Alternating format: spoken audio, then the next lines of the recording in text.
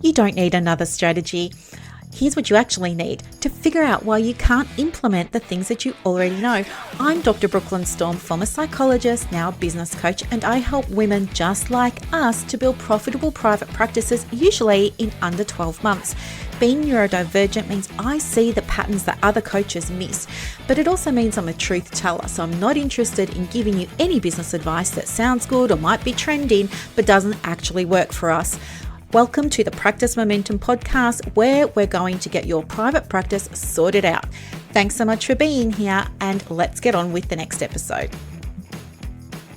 Okay, third time lucky, because the one they call Buddy has been playing up. It seems, I think it's because we live alone, and it's usually him that I'm talking to or a client. So when I come on and I try and record my podcast, he's like, what's going on? Are you talking to me? I'm over here. Look over here. Like, look at me. And then he does everything to get my attention, even though I've been podcasting all his life. Yes, all 3 years of it. But anyway, there could be some carry on, folks. If you hear it, please just ignore it. He's still learning. Okay. And it's also super fun today because he is on his own little chair. Well, I've gifted it to him actually as a little bit of a chair. I don't know if you've been following my journey or not, but 6 weeks ago now, I moved into my dream home. I love it. I didn't think it was my dream home initially, but Buddy, sit down. Good boy. But you just never realize things sometimes until you've got them, right? The universe works in mysterious ways and all of that. But anyway, as part of that, of course, I didn't want to be rushing around just filling it up with any old furniture. So I've been allowing myself to take my time and really get the things that I wanted. And anyway, a couple of weeks ago, furniture started getting delivered in boxes. Yep. So I was buying stuff that looked assembled, otherwise I wouldn't have bought it because I'm not someone who assembles stuff, but it's arriving in cardboard boxes, flat packed. It was a whole thing. Anyway, I just decided that I was going to use a little mantra, and I'll just say this quickly because I may have mentioned it before, but anyway, I came up with this mantra that it was going to be much easier than I thought. Oh, that was easier than I thought, and I was able to put the thing together. So it escapes me just off the top of my mind what the first thing was. But the second thing was a chair. Yeah, I bought a new chair for my desk. I had a leather chair. I really like my leather chair. It's in the garage now because it's just not working with the vibe of the room, and also it's a bit cold to sit on, and I don't like sliding around when I put a cover on it like a little throw rug. So I bought myself a fabric chair from Temple & Webster. Really loved it. It arrived in a box. And so then I was like, okay, I made this other thing and I was able to do it because I was telling myself, oh, that was easier than I thought. Oh, that was easier than I thought. And it was actually a lot easier than I thought. But I was thinking to myself, how far can I push it? Because part of me was saying, you want to finish on a high. Like, you used your mantra, you were able to put that flat pack furniture together, it worked. Let's just leave it there. You don't want to try a second thing and then it not work, because then that'll undo your mantra. This was what was going in my mind. So it took me a little while, and then I was like, do you know what? I'm just going to do it, and I'm going to use the mantra again. So I did, and bada bing, bada boom, it took me less than 15 minutes and I had the chair assembled. And then I was saying, when I shared that on Facebook, I was saying, and now I'm looking at this great big huge box in my lounge room of this couch that I have to assemble, and I'm side-eyeing that, and I'm thinking, should I have a go? So that's been there for about 3 weeks. And then yesterday, instead of doing what I was meant to be doing, I just got the feeling that I was going to have a go. I was sick of staring at this box. I'm just going to get it done, right? And I just really tuned into that belief that I had around it being easier than I expected, right? Oh, this is so much easier than I expected. And so that's what I did. And so I was kind of nervous, yet also wanting to hold the faith. And so I began by just doing baby steps, baby steps, baby steps. So I cut off, the packaging tape that just goes around the outside, like those straps. They're either usually white or they're bright blue or black. Yeah. So I cut those off first and I chopped them up into small pieces because I could do that. That felt achievable and that felt good. While I was doing it, I was telling myself, oh, that was easier than I expected. And then the couch was on its side, so I had to drop this whole box onto the floor, and I was nervous about that because I wasn't sure how heavy it was. I mean, it took two guys to bring it up, right? But I just told myself, oh no, it's actually going to be a lot easier than I anticipated. So I was able to drop it down. Then I just told myself, you're just going to taken off the lid now. So I just cut all the packaging tape and I just took off the lid. The lid was so big and it was almost touching my ceiling. And then I was like, where am I going to put this? But I found a place for it and I just went and put it aside.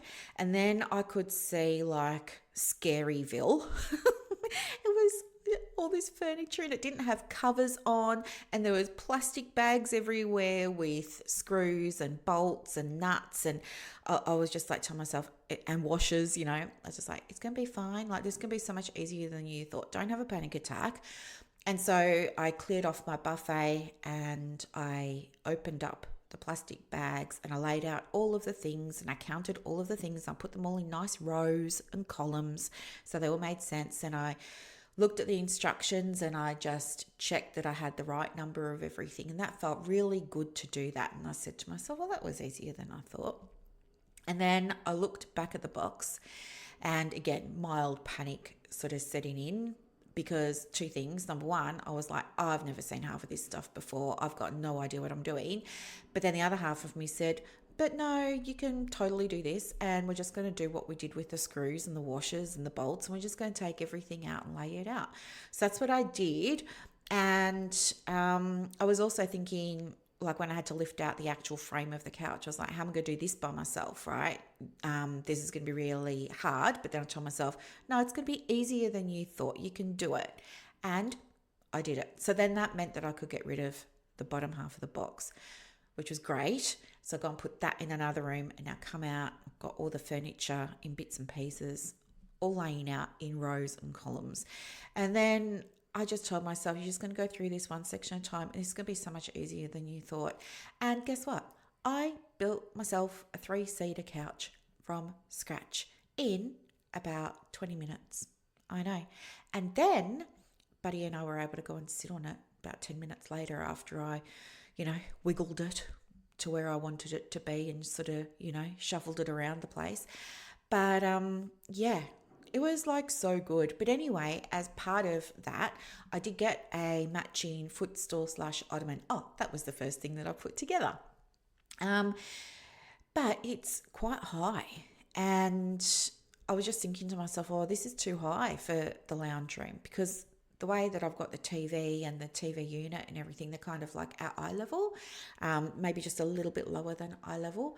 It's just something that I heard a long time ago on a design show, that when you have your TV positioned anywhere, like it should always be eye level. So you're not looking up, it should be like directly in front of your eyes when you're sitting down. So to have this footstool, it was like just too high for everything else in the room. So I thought, where am I going to put it? I can't throw it out. Like, what am I going to do with it? So what I've done is I've just moved my temporary desk down a little bit in my room, put the slid everything sort of down along the wall a little bit so that I can put this really big ottoman beside my desk chair for you-know-who. And now we're almost at the same height, and he can rest his little head on my chair. He loves it. I love it. He's right high up off the ground. It's all nice and comfy. It's got his blanket on it for him now. It's a great colour. Like, the whole house is naturals, because I'm living in the country. So I want to just have continuity, like make it feel like the outside's coming in type thing. Anyway, whatever. But yeah, so I just wanted to share that with you because it feels significant. I never saw myself before as someone who could put together big pieces of furniture, especially flat back furniture, with Allen keys and stuff like that. And I even just am using a screwdriver set that I got from the local discount store because I wasn't confident enough to go and spend money on like a really good set of tools in case I wasn't going to be able to do it or I couldn't use them. So anyway, now what's happened is by just, I guess, shifting my identity in a way and saying like, no, this version of me can do things like this, and then showing myself that I can and having a way of supporting my mindset to do it has been working. And so, yeah, it's really boosting my confidence and feel great and da da da da da. But that's not why we're here. I'm just giving you a little bit of a background. So, yeah, in terms of the house, it's starting to come together. Thank goodness I've got a great big lock-up garage because there's a lot of furniture in that now as I'm taking out the stuff that was here when I moved in, which I was so blessed to receive, and replacing it with my own stuff. It's like all this other original stuff is going downstairs into the garage. And I was thinking, oh, I can donate that. Somebody would be really, really thankful to have this really nice couch or this really nice bookshelf and stuff. So that's where my thinking's at the moment. But then there's this other part of me that's like, you might want to use that space downstairs to like set something up. So maybe don't get rid of it yet. We might have a bit of a play around with it and see what we can do. But anywho, it's so exciting. But what I'm going to do today is give you a bit of an update on my experience of pivoting my business, because I know some of you are in that space too, where you're pivoting, maybe like me, you're pivoting your niche or you're pivoting your audience and things like that. So I want to quickly speak into that and then, of course, go on my rant. So, yeah, I don't know how long we're going to be here for today, folks. We're going to be here as long as we're going to be here. And you can stay as long as you like. You can hit pause, come back later. Doesn't matter to me. I just want to share this with you because I think it's interesting. So interesting. Okay, so back to me. Yes, of course, back to me. Because you're not here and you're not here. But I know some of you are probably talking to the radio right now or talking to your YouTube. You're going, but I am. Anywho, you know what I mean. In terms of the pivot for the business. So I know this is going to sound so crazy, especially if you've been in my world a little while. You will know how I feel about websites and how important they are and how your Google business profile is so important and all of those kinds of things. And yet here I am.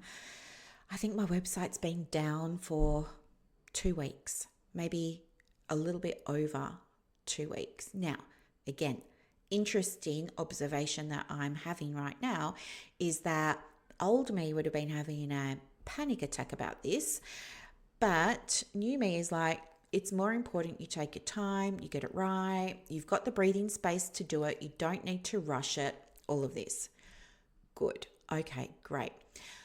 What I'm noticing is I told myself before I go and rewrite the website, I need to rethink, as I say to you guys, the messaging. I need to rethink what I want to say, need to, put it in my own words, not AI and all of this. And it's been interesting because I thought that I did all of that. And then I started building the website, right? So I use a GoDaddy website builder. It's nothing flash. I'm not a WordPress person. I just like GoDaddy because I've been with GoDaddy for, 10 years now.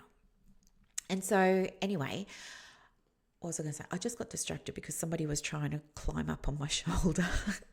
Maybe it's not such a great idea having the little footstool right beside me. He's learning. It's okay. I forget what I was saying. Anyway, so I deleted all of the sections in the website builder and I started like adding them in, a page called About, a page called Contact, a page called this, a page called that. And I started uploading my content that I'd already written, right? I'd written it by hand. I'd given it to the AI just to double check I hadn't been repetitive, to make sure it made sense, to make sure it was accessible for different reading levels, those kinds of things. Again, just like I tell you guys to do. And I started filling out these sections in my website builder, and then I didn't get the whole thing done at once because I was working with clients in the morning and then I'm off getting furniture in the afternoon or building stuff or whatever. So yes, I've given myself space. I haven't put myself under any pressure. I work on it some days, not others. But what I was noticing was that when I did go back and have a look at it, it was interesting because say the day I had been working on it, I need to be satisfied with something before I'll get up and walk away. I find it very difficult to down tools if something's incomplete or it's not up to a good standard. And so I knew that I was happy with this. Otherwise, I wouldn't have gotten up from the computer the day that I was working on it. But when I came back and looked at it a couple of days later, I was like, no, this doesn't feel like me. This feels a bit cold. This isn't the way I want to go. This isn't the type of offer that I want to have, blah, blah, blah. And so then there was the process of the iterations, right? Which is exactly, again, what I say to you, like there's going to be iterations and lots of them. And in fact, I think I must have rewritten my homepage message, and I'm not even joking. I write it in my journal. It feels really good. I put it on my website, come back a couple of days later, but I'm like changing it again. And the reason why is because in that 2 or 3 day period where I wasn't looking at it, I've been acquiring new information. I've been reflecting on things differently, And so now when I look at that message, although it's only 3 days old, it's not what I want to convey. So I'm updating it. So anyway, there's been all of that. And I think like I'm so close to having it finished and ready to go. I'm okay with things not being perfect, and I'm okay going in and changing and making updates from time to time. That's perfectly okay. But it's nearly there and it's nearly done. However, although the website has been down for 2 weeks, it hasn't impacted my inquiries at all. And I've still had opportunity to connect with people who want to work with me for the private practices. And it's been interesting because some of them listen to the podcast and they love the idea of manifesting because, well, I'm talking about it a little bit more now lately, obviously. And they're hearing this and they come in like, I'm so curious and I want to do it, but I'm not spiritual, or I don't know if I really believe in it, but I'd like to be able to believe in it. And so, I thought maybe it just might be helpful to go and explain a few things and, give some clarification. And so I thought a fun way to do that might be to have a look at all the criticisms of manifesting and just speak back to them, right? Because I've got my own view, and my own view is that in manifesting, and again, this is just my take, all right? And everybody's going to have their own opinion. What I personally think about manifesting is my experience of it was I came across it when I was not in a great place with my career. I was facing a very challenging time, and I was using all the traditional, conventional things, and nothing was really working in terms of giving me hope.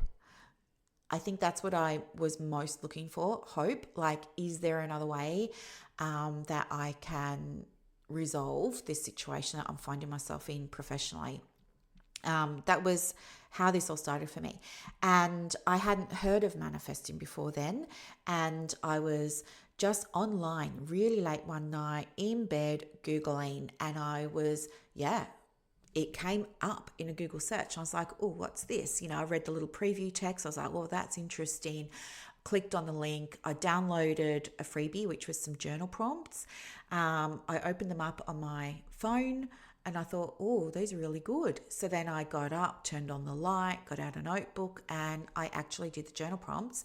And I learned a lot about myself as part of that. And I didn't realize it in the moment, but it was personal development, right? And I had been so focused on my business and running a business and helping everybody else that I hadn't done personal development work. I'd done professional development to, maintain my registration and all that kind of stuff, but I hadn't really done any personal development. And I realized now that's what was happening at the time. And because those journal prompts were so helpful, like those of you who are working with me now creating your freebies, listen, right? You see how this goes. I then went back to that person's website and I was like, what else does this person have? And then I started buying the low ticket things, which was a set of journal prompts I could pay for. I paid $27. I got a whole bunch more journal prompts. I spent the weekend doing those, and then I found those very helpful. For me, the helpfulness was I started to see things differently. It opened my mind to different angles, different ways of looking at things, blah, blah, blah. Then I went back to this person's website and I was like, okay, I'm going to buy the course. I bought the course. It was a few $100s. And then it kind of went from there. And then I ended up going to conferences and workshops, and the passion had been ignited basically. But, I was so hooked on it and I totally loved it. And I was very naive as well. And I was voraciously consuming anything and everything that had the word manifest, manifestation, and manifesting in it. And because I was naive, I didn't know like how to discern what was actually good and what wasn't. And so, like many of you perhaps, I did try a lot of things that didn't work, that found, for me were either frustrating or, I felt like I couldn't trust them and things like that. And then I'd go back and I'd look for more things and more things. And yeah, it just became problematic. And at the same time, I'm balancing this awareness of, and I know now it was because of the autism, and part of the autism for me is pattern matching. So I was able to, with some of the stuff I was learning manifesting, go, oh, this reminds me of this in psychology. This reminds me of that in psychology. And I was starting to, so it was a hard time because I could see so many parallels over here, yet at the same time, there was all this other junk that was included in manifesting that was pretty much junk. And by that, I mean,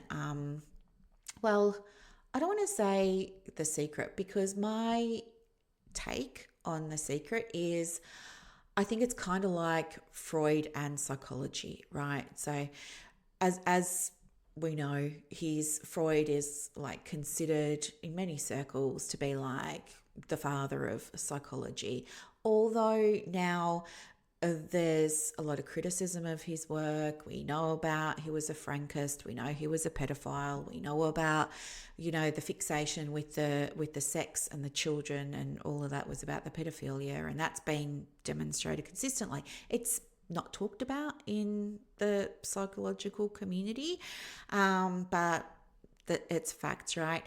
But it doesn't change the fact that he kind of is credited with getting the ball rolling. It was him, and then it was, his protege, Carl Jung, and then, all the others. There was Bandura and Skinner and blah, blah, blah. They, Rogers, Rollo May, like we know the names.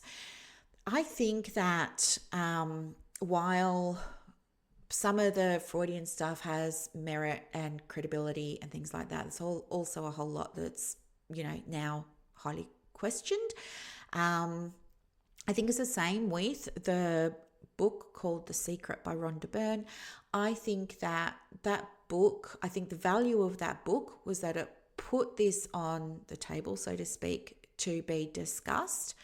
But I think that it was absolutely full of flaws too, because it's not like, a fully comprehensive book, and that wasn't ever the intention.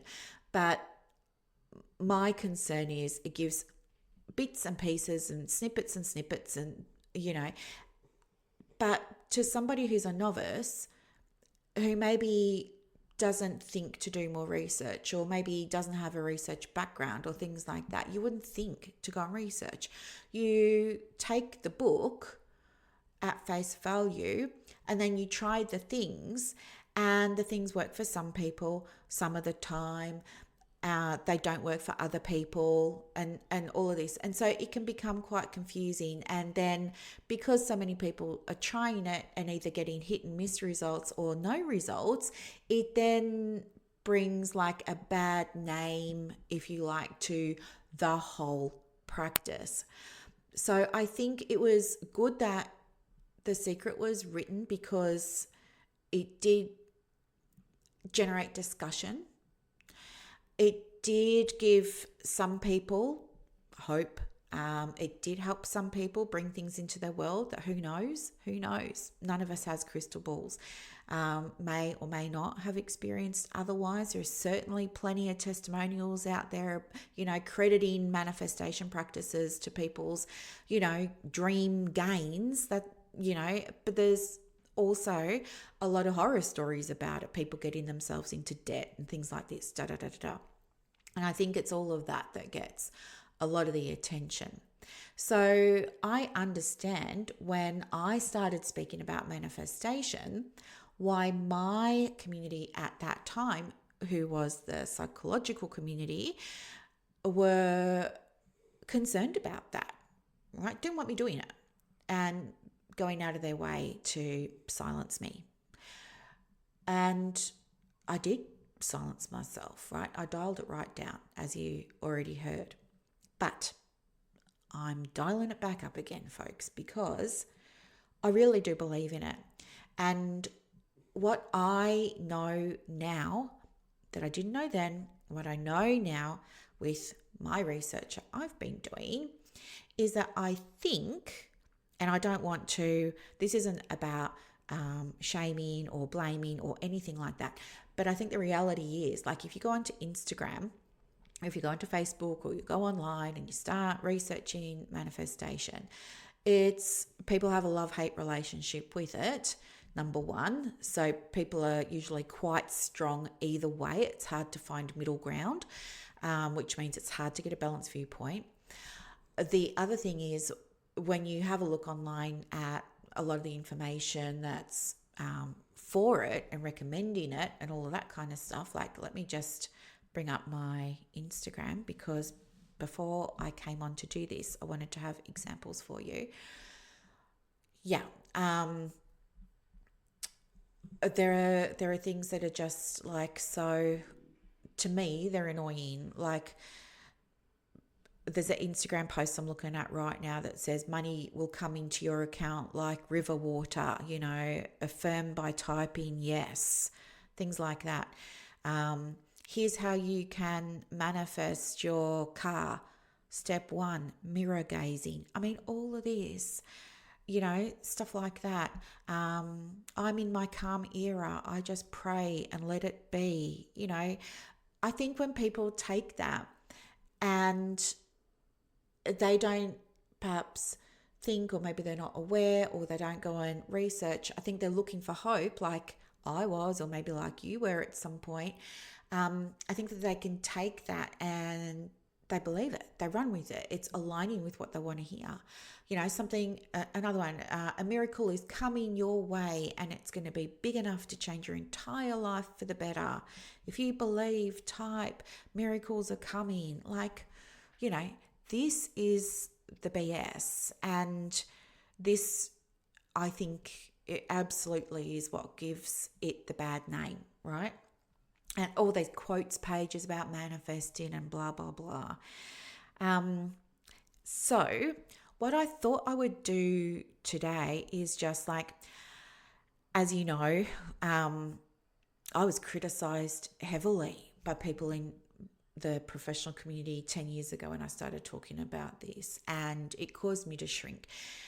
But now I want to go and respond to the criticisms and all of the other criticisms. But of course, I was going to say I don't have time for that. You know me, I could talk about this all day long and well into the night if I really wanted to, but I haven't.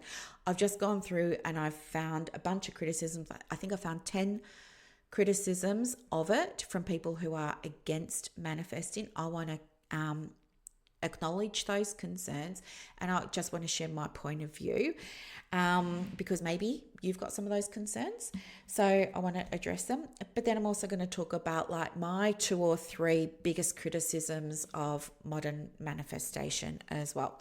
So that's what I mean, buckle up. It's going to be so much fun. And if you've got criticisms of it and you'd like me to speak to them, email me. It's support@BrooklynStorm. We can still be friends. It's not about we all have to agree with each other. I think discussion is how we learn.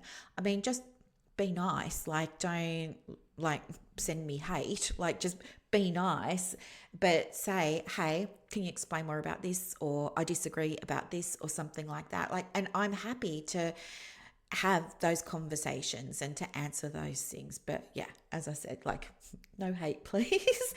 Okay, so one of the things is, now I've got to try and read my handwriting. My handwriting. It's like the more wound up I got when I was reading some of these criticisms, the messier my handwriting got.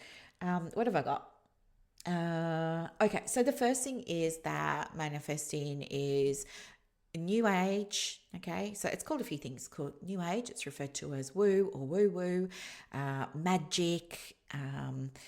You've got to be spiritual to do it. It's something that the woo woo, hippie, spiritual, non religious people, do. Da da da da da.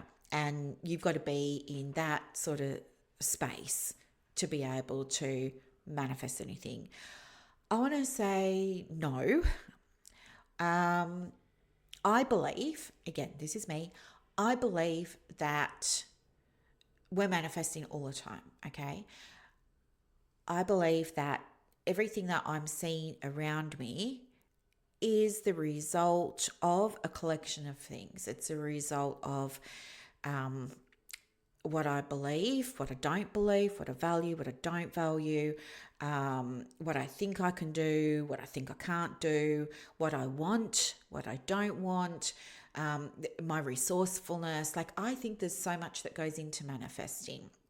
And I think that it's really important to know that, yeah, everything has sort of come from something, right? I didn't magic anything out of the air, good or bad, neither did you. Sometimes stuff just happens. A lot of the time stuff happens because we're not intending it. We're running on autopilot. That's part of the function of our subconscious, right? It's to filter things, to conserve energy in our brain. The brain uses, I know I'm speaking to a lot of psychologists and counselors and therapists at the moment, so I know you know this, but the brain uses a very high caloric count. I think, I could be wrong. I haven't checked this, but I did read somewhere that it uses like the most calories in the body at a given time, which is why when you're working or when you're studying and things like that, you can sometimes feel quite hungry, or you can feel thirsty and dehydrated and stuff like that. It's because your brain is using so much energy for all your neurons and dendrites and synapses to be wiring and firing and producing the neurotransmitting, blah, blah, blah. It's a whole thing. And also when you're studying, you're learning, which means that we're trying to create new neural pathways in your brain.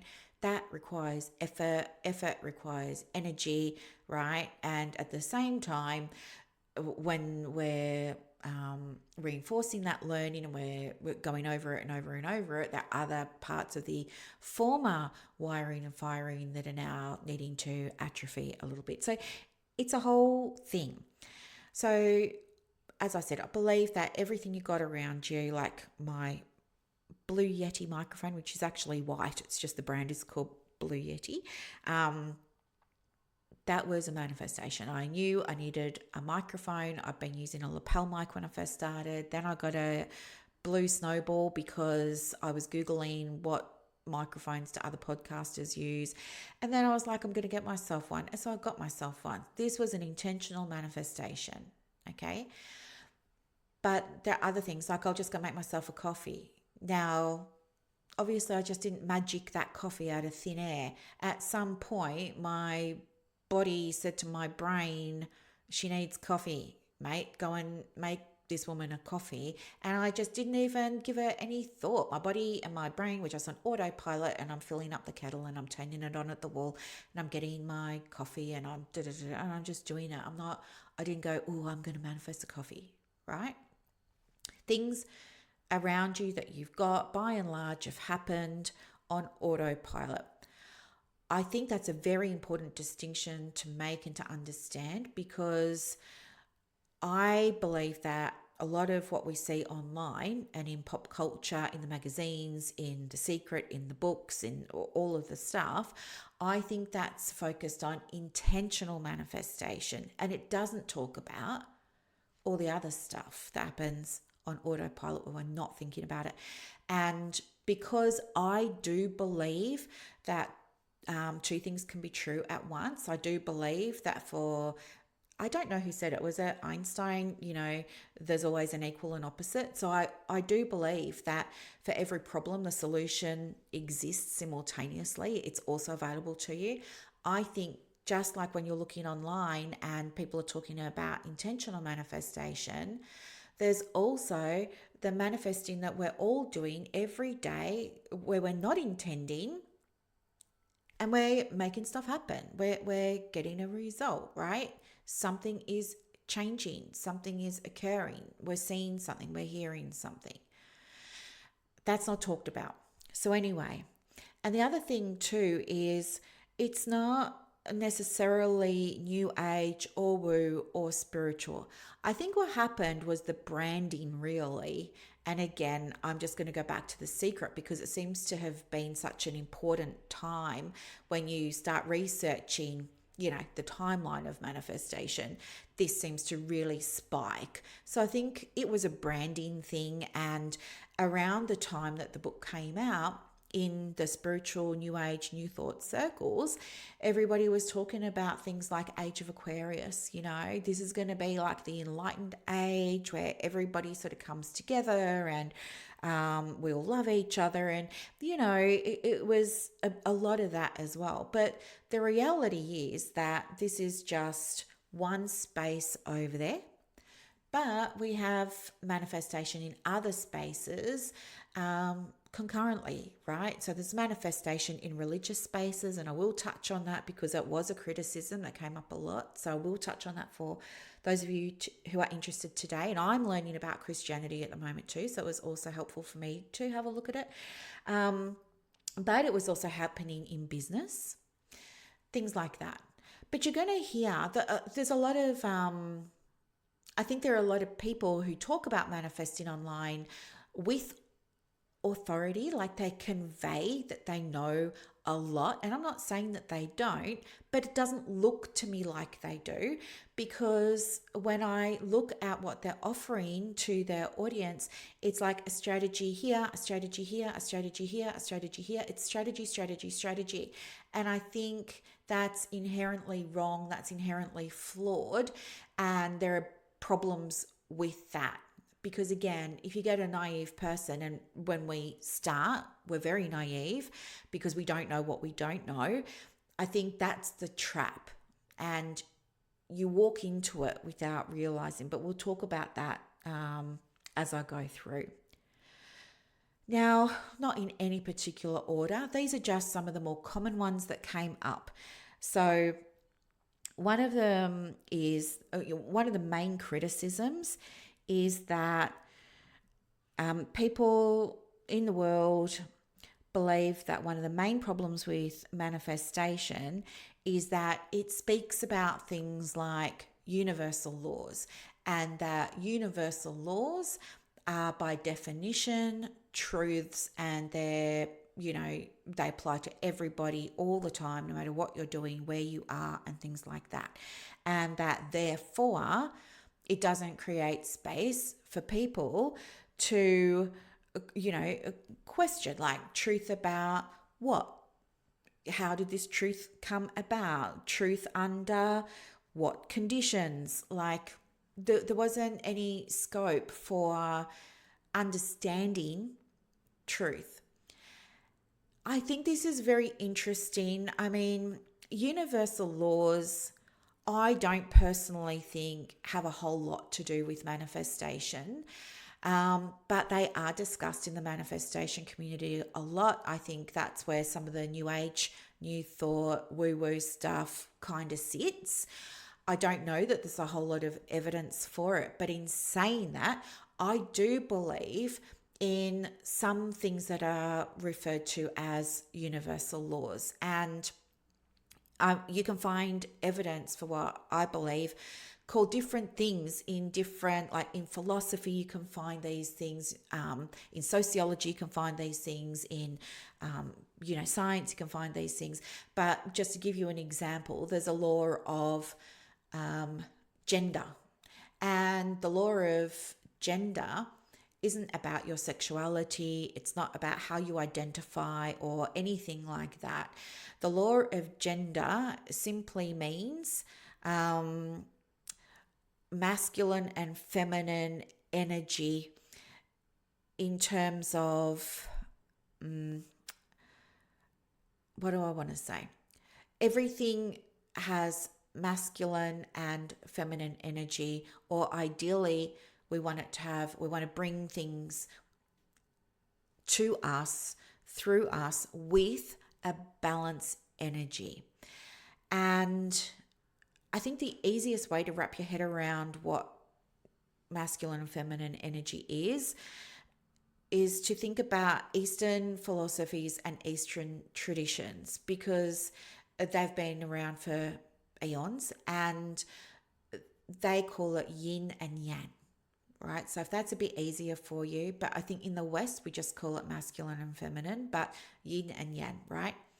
The philosophical underpinning is the same, and it talks about the feminine energy being creation, like where the feminine, and again, an easy way as a total beginner to this is to think about it in terms of maybe even in the past gender roles, right? Which I know is going to be triggering, but please just like put that aside. I'm just giving you a context to understand what the masculine and feminine energy is taken to mean.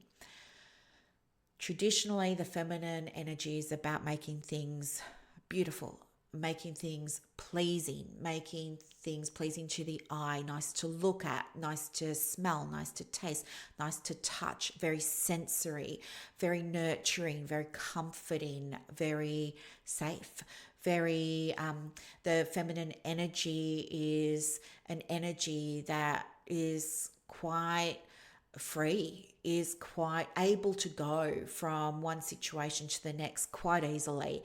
Can, in work, for example, the feminine energy is going to show up if you're somebody who likes to have a million tabs open and you're quite okay flicking between them. Whereas somebody who's more masculine dominated can only have maybe 2 or 3 open at a time, right? And they're barely going to look at one. One's going to be the email, and they're only going to look at it when the little notification pops up that says they've got one, right? The feminine can stop and start. The feminine loves connection, loves relationship, loves rapport. At work, if you've got a boss at work and they're more inclined to be in their feminine, sometimes then they're going to have the door open, and it's going to be an open door policy. And anytime you want to speak with them, you can, and you're welcome, and you can go to them and you can send them a message, or you can knock on the door and say, do you have a minute? And they'll stop what they're doing and they'll give you their full attention.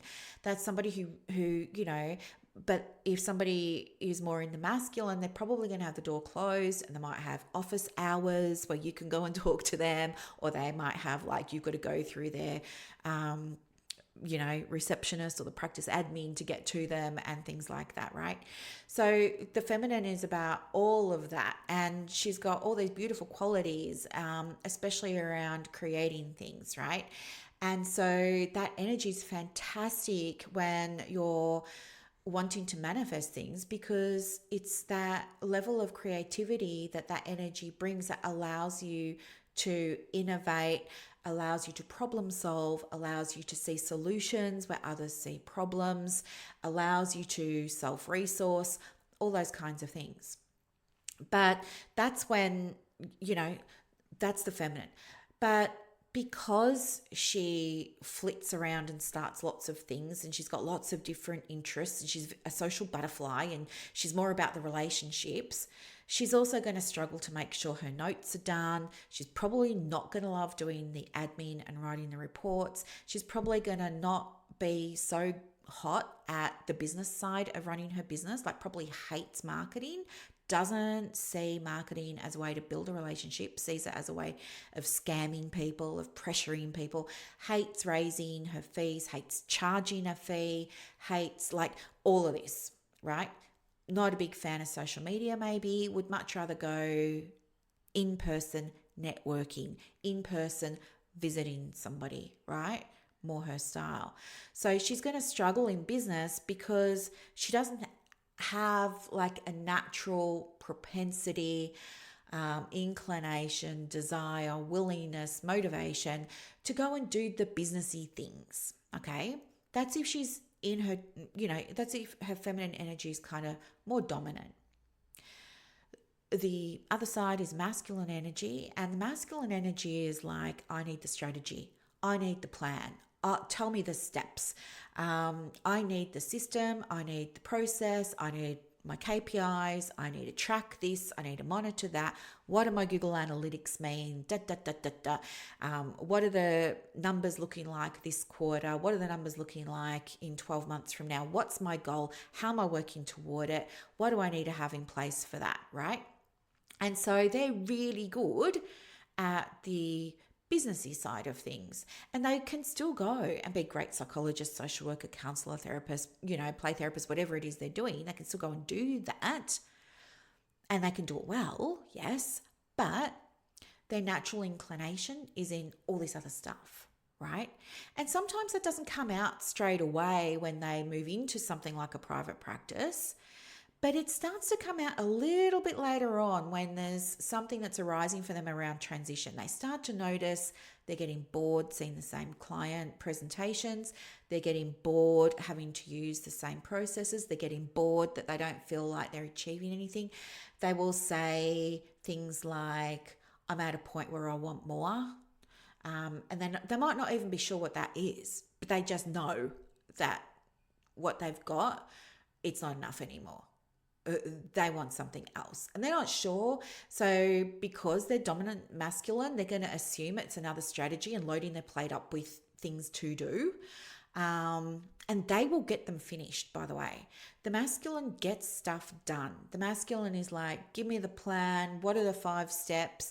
You can give them the 5 steps. They will go off and implement them without any crying, without any, I need to pause, I need to put everything on hold, without coming back and saying, tell me what to do next. Like, they're highly resourceful, very ambitious, and they just get stuff done.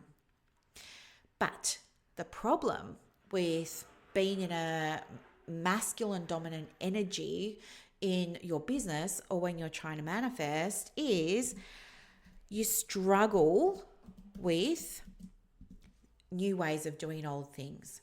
So let's say you filled your diary by updating your policies and your processes and your systems and your procedures and stuff like that. Now you're at a point where, you've transitioned the business and now we've got a dip in the diary. And so you're using all those old systems and processes that worked before. They're not working anymore.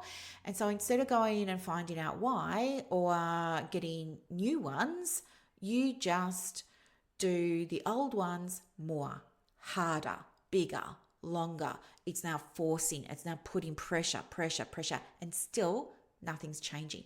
It's because you can't see creatively, you're not seeing outside of your frame of reference, whereas someone in the feminine can, right? You're making assumptions usually based on the past, whereas someone in the feminine doesn't. The person in the feminine is usually more present, right?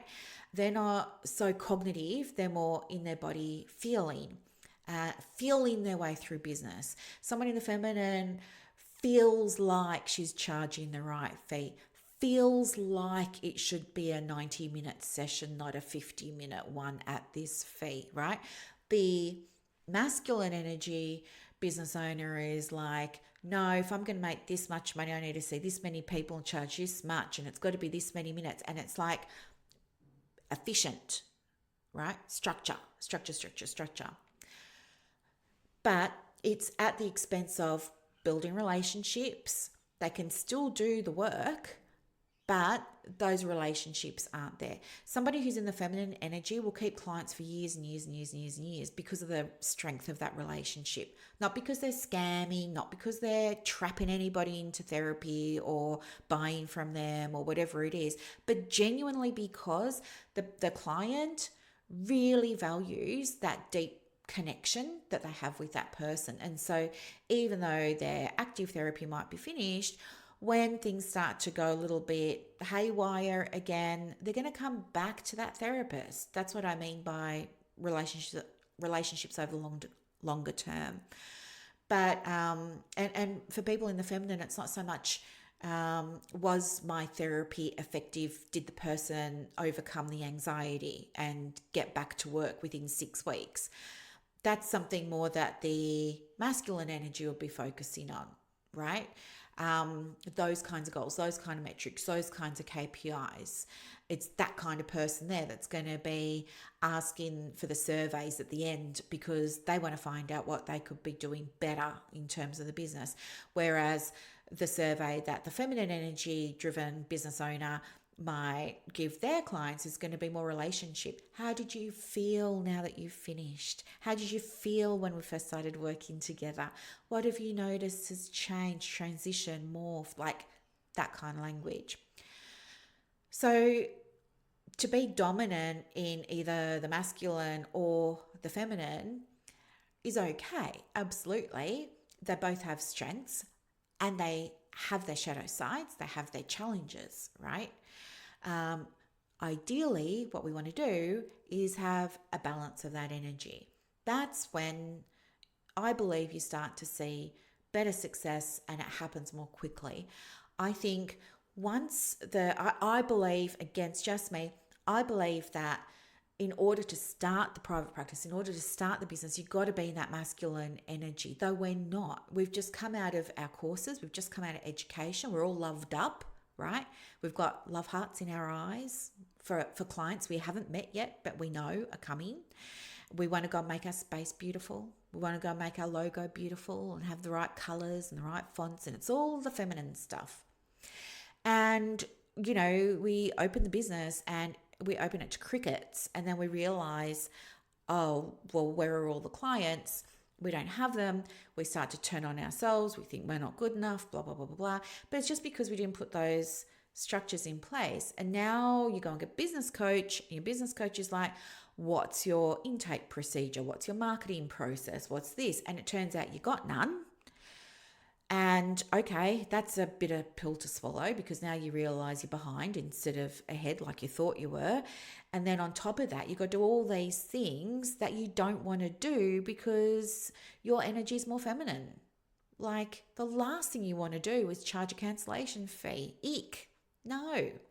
But if you're in the masculine, you're like, I get it, I understand it, I see the pluses for the client, I see the pluses for the business, right? Let's do it, it gets done.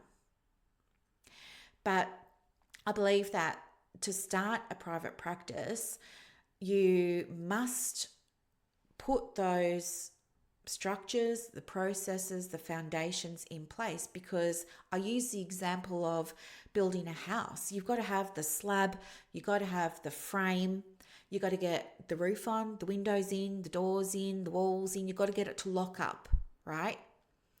And then, because that's all nice and safe, then you give the keys to the feminine and you say to her, go for it. And she will go into that house and she's going to paint the walls, she's going to choose the furniture, she's going to, have the welcome housewarming party and invite all the beautiful souls in, and there's going to be glasses clinking and music playing and laughter and joy and connections, and she can do all of that because she feels safe because there's the structure there. But she goes to pieces without it, and so does her business, right? Anyway, so that's just one example of, it is referred to in the manifestation community as a universal law of gender. However, you also find it in Eastern traditions as well, and you find it in philosophy under different names too. So I'm just giving you an example that I'm not saying all the universal laws are, bad and irrelevant and made up. I'm just saying, like, if you want to go and have a look at them, have a look at them, but be discerning, right? See if they make sense for you. But yeah, back to this idea of like post-structuralism. Post-structuralism is like understanding that, yes, there's a truth, yes, there's the reality, but also being able to understand how, why, in relation to, okay? So that is a criticism that I half and half agree with. The next criticism was that, it doesn't allow for pluralism. So manifesting doesn't allow for pluralism. And by that, what I mean is that a lot of the criticisms that I read online were all about, you've got to do these things in manifesting to create your reality. And it's kind of implying or suggesting that this is the way. Pluralism, though, is the acknowledgement, well, there's more than one way to skin a cat. And, just because manifestation believes that this is what reality is, doesn't mean that we all must subscribe to that belief or that we do. And in fact, there are so many examples of, different beliefs about reality and what creates it. Buddhism has its own beliefs about reality and what creates it. Religion, Christianity, like there's so many, physics, science, right? So many different perspectives on reality. So manifestation is not the only one, but I think to say that that's a problem because it says that, it's the only one that has the tools and stuff like that, I think that's probably not entirely correct, because Buddhism's going to say they're the ones that have the tools. And you could say, therefore, that would be your criticism of Buddhism. So I think take that one with a grain of salt.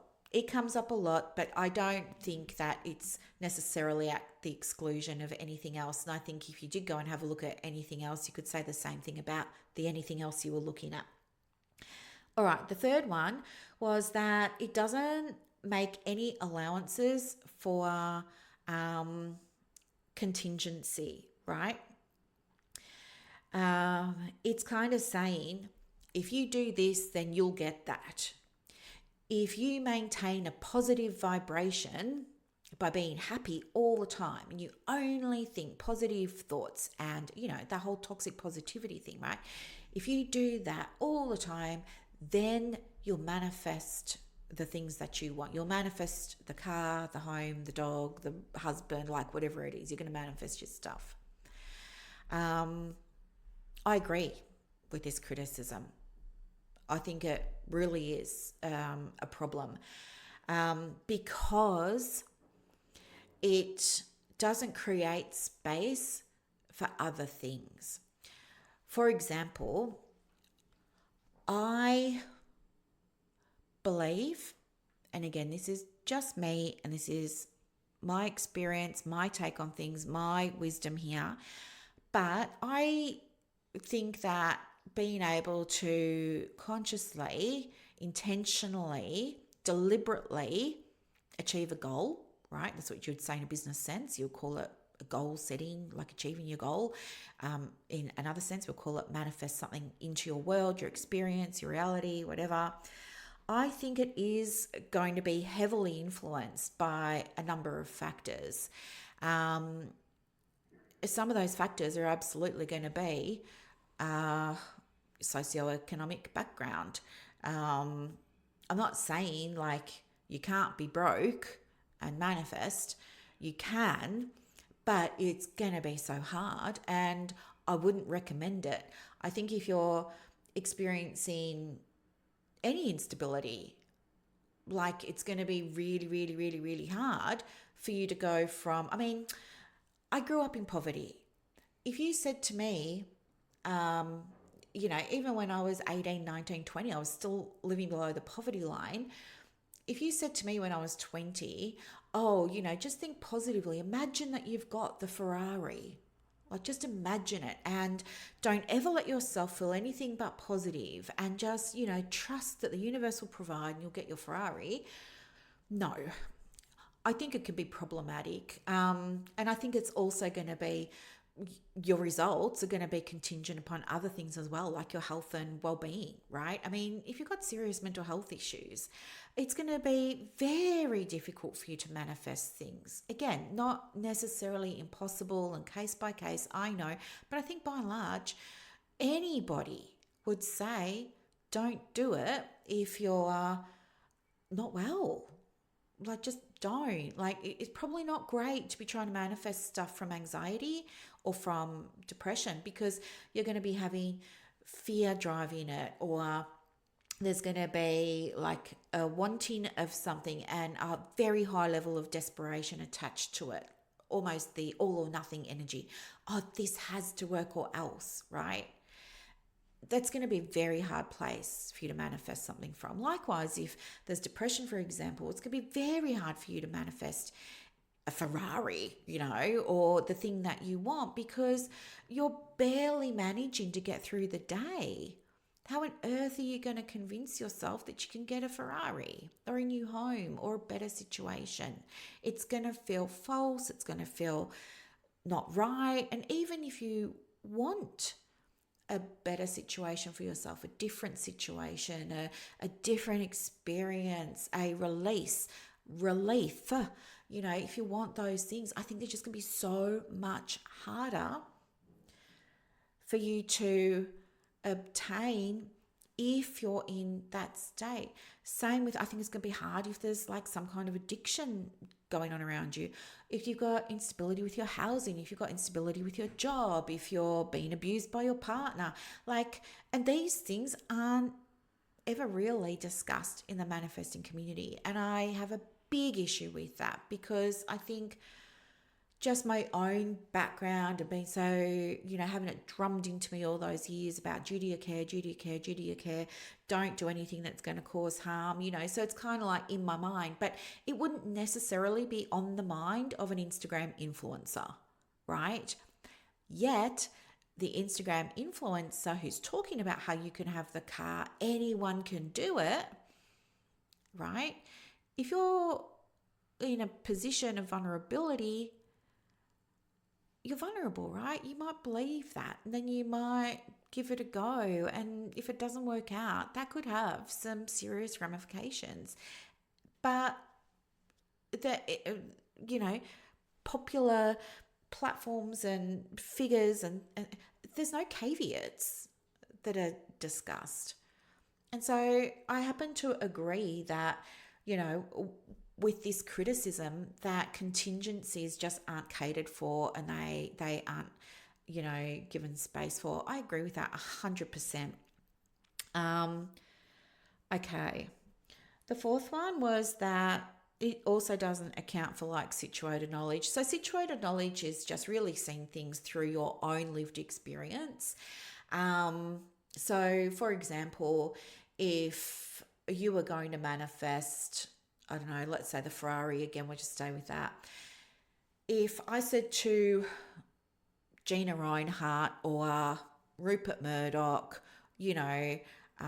believe that you can manifest a Ferrari and you'll be able to manifest one, you create your reality, they're going to see it one way. If I said it to the version of me who was living in poverty when she was 20, just believe that you can do it, and you're like, I'm going to see it a completely different way. And we see it different ways because we have our own lenses. We have our own experiences with things being easy to get or not. What's within our limits or not, right? And I see this even in business when we're talking about fees and stuff like that. Like there are some counselors who have a diploma and they're charging $3.30 a session. Yet I've got psychologists over here who continue to bulk bill and run themselves into the ground and are burning out, and they're seeing high volume of clients. They're eating 2-minute noodles because they don't feel like they can, right? It's been their mindset, their beliefs, their experience, the stories they're exposed to by their community that they're part of, by, professional subgroups, by friends, by their lived experiences, by families, by all of the things.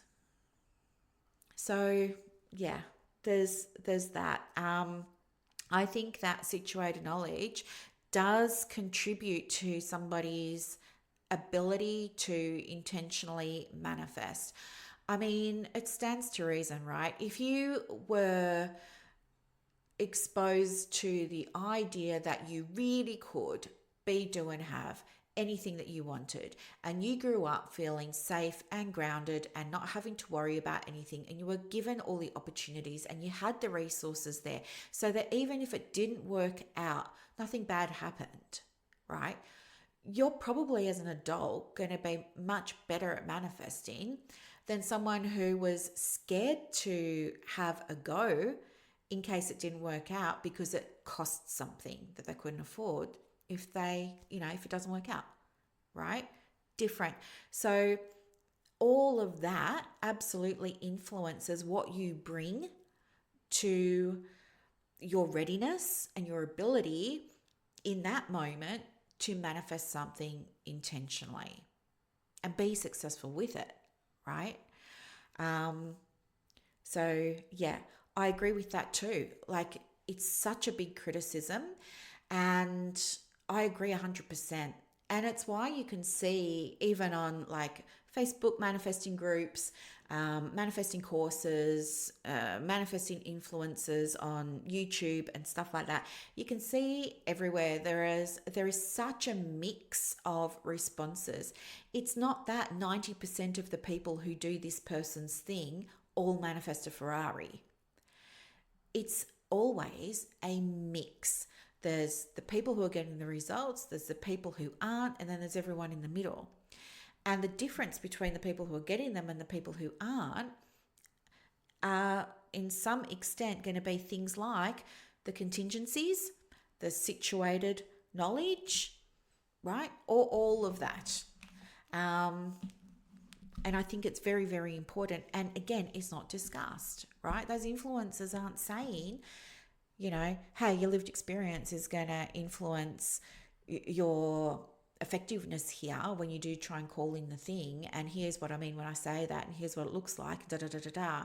So we're all just swallowing the pill of, visualize, or do the mirror gazing, or say the affirmations 10 times in the morning when you wake up and 10 times in the evening before you go to bed, and then you'll change your life.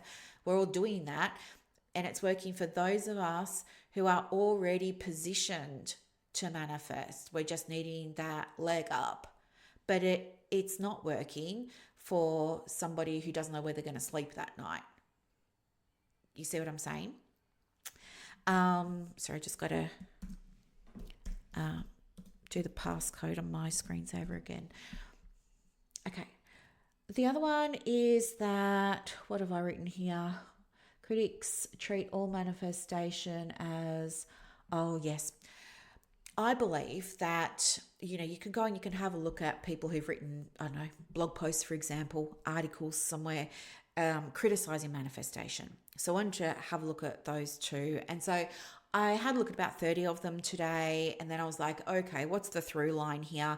And I think basically the people who are going to the trouble of writing the articles, and these are articles like on Psychology Today, for example, Huffington Post, Forbes, like this type of stuff, very visible out there in the public domain, is I think that there's a lot of reductivism going on. Like they're wanting to kind of discredit it. And I think the intention behind the discredit is good. I think that they're wanting to make sure that people are getting help from appropriately trained and qualified professionals. And I agree, people should be getting help from appropriately trained and qualified mental health professionals.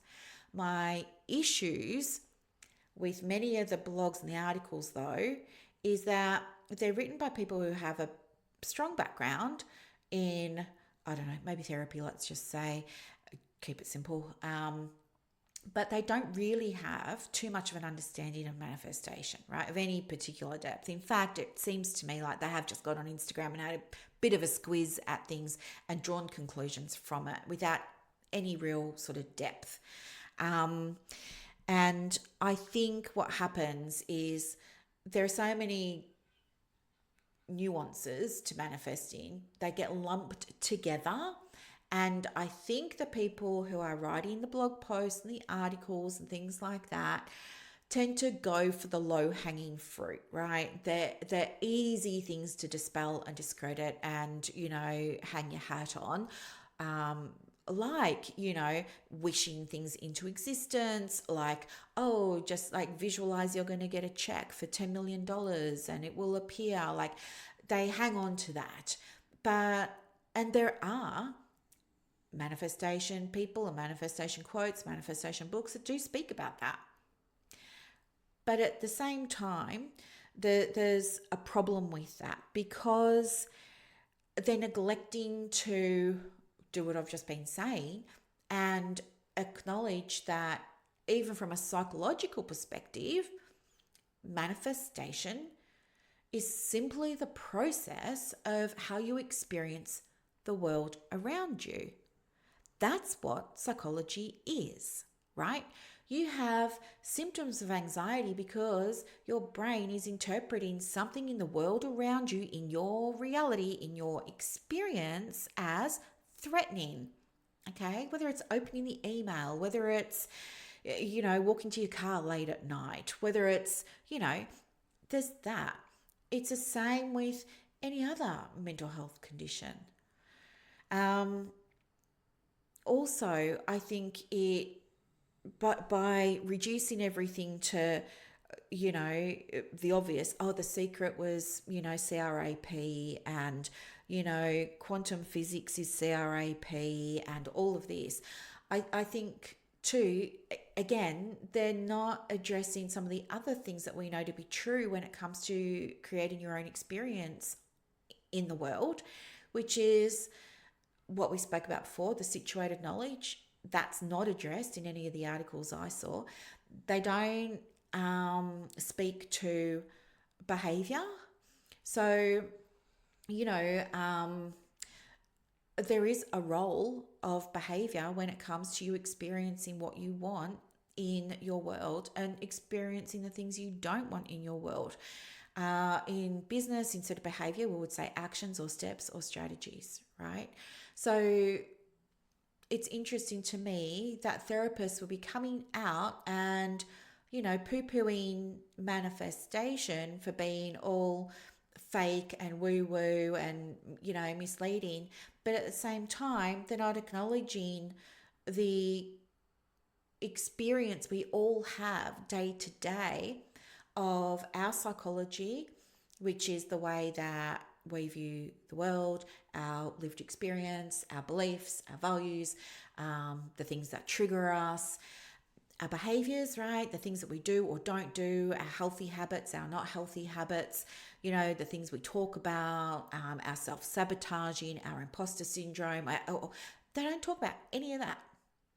And they don't talk about, they will talk about environment in terms of, well, you can't, like, if manifesting really worked and we're all just able to think stuff into existence, then we would have solved world hunger, right? This comes up a lot as a criticism by therapists, but they don't come back and say, okay, hang on. There is space for manifestation in a personal experience.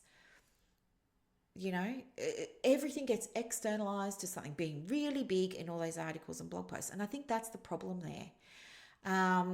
Because if you didn't believe that somebody could change their experience of their reality, you wouldn't have become a psychologist because that's your job.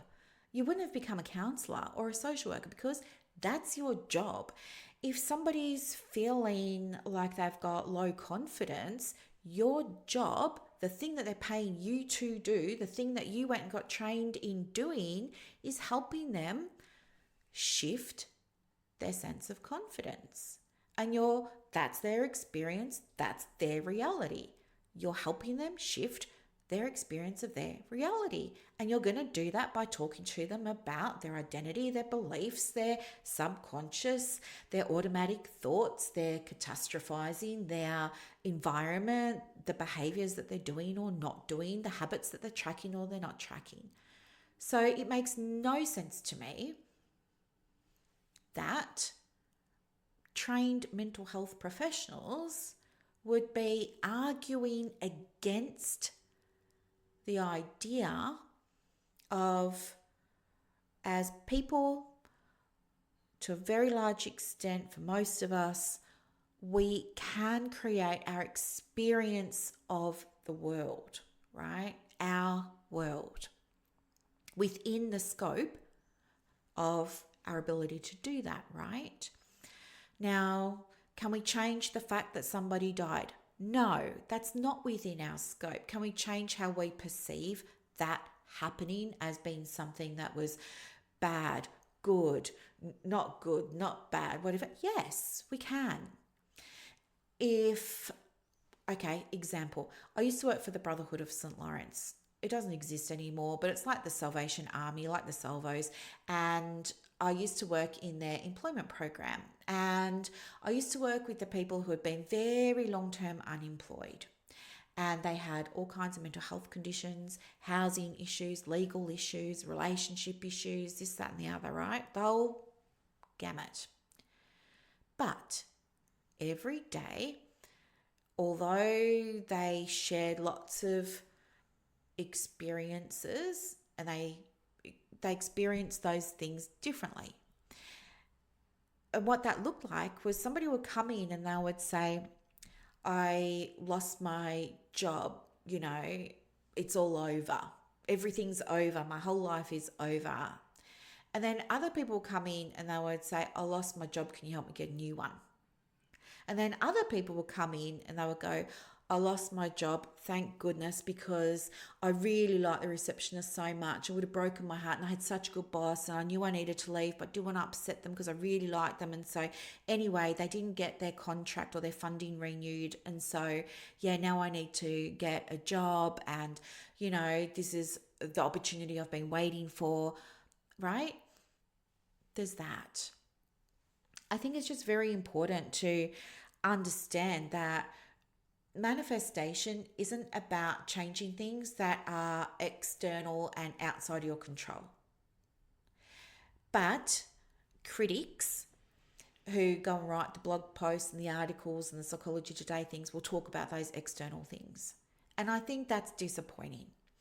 Because as I said, our job is to help people feel better, usually.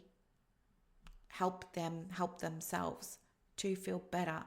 Help them. Even if you're using the outcome rating scale, right? You use that at the end of the first session, or you give them the DAS or the K10 or something like that in the first session. You get the scores and you give it to them again at the end. And you're checking the scores to see, has their experience of their reality improved?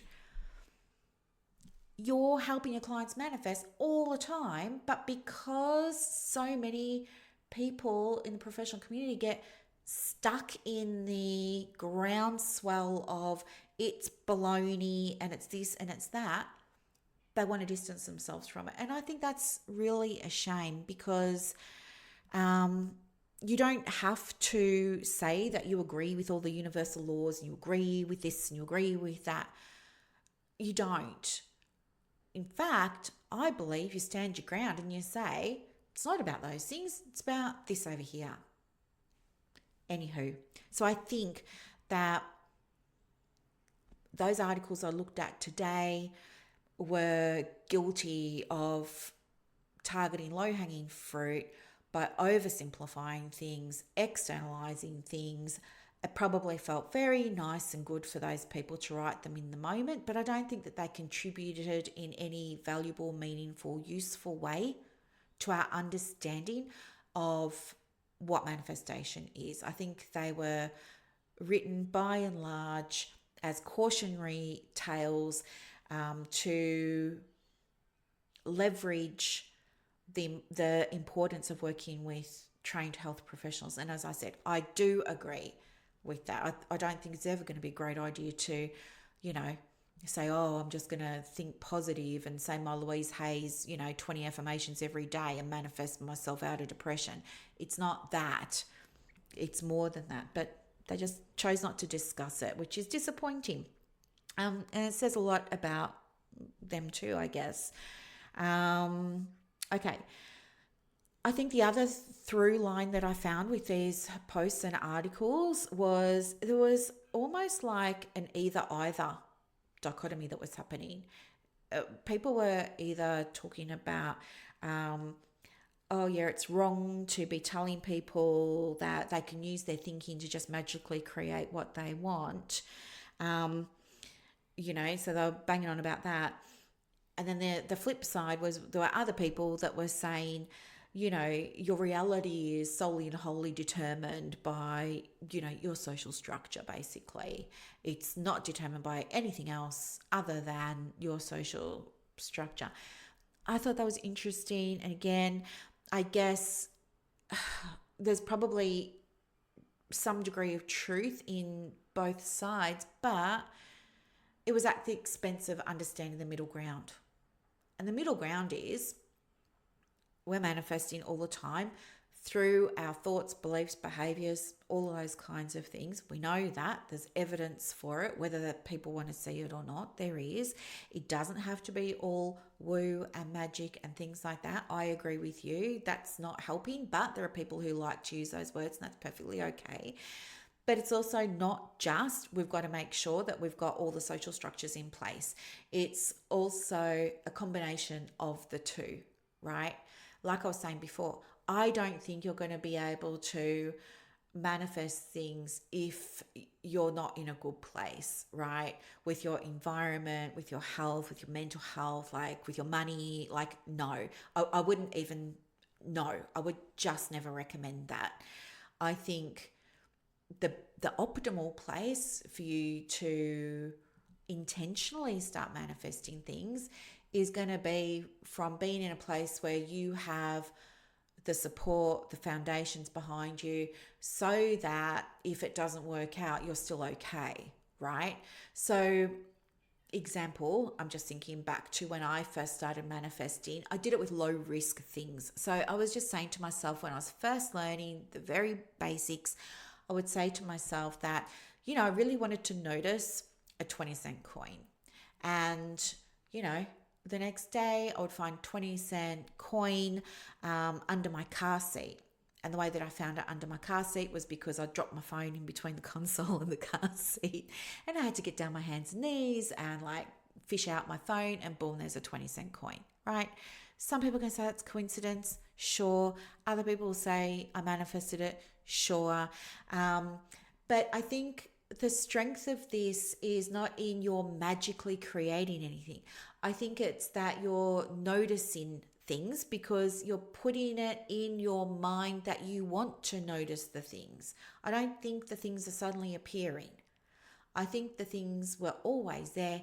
You just didn't see them before. Like, how many times have you gone to, I don't know, look for something, and then you find it in an obvious place later on, stuff like that.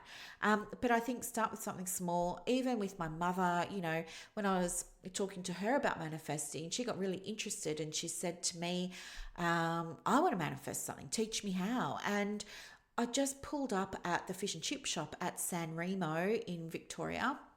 It's on the coast, and this fish and chip shop we used to go to. I used to take her there on weekends. And anyway, I quickly told her about manifesting, and quickly gave her a process. I said, well, you need to like do this, do that, do this, do that. And then I went in and I ordered the fish and chips. I came back out to sit in the car while they were being cooked to keep mum company. And then I said to her, actually, I'm going to go to the coffee shop. And I think it was called Coffee and Bean or Jack and Bean or something like that.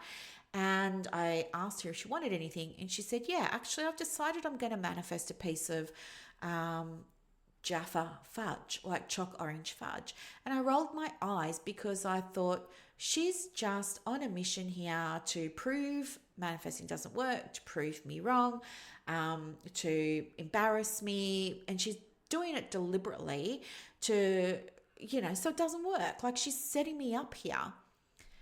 But I said, okay, fine, I'll go in. Now, it was middle of the afternoon on a Sunday, and I go in and somebody's putting the chairs up on the table and somebody's mopping.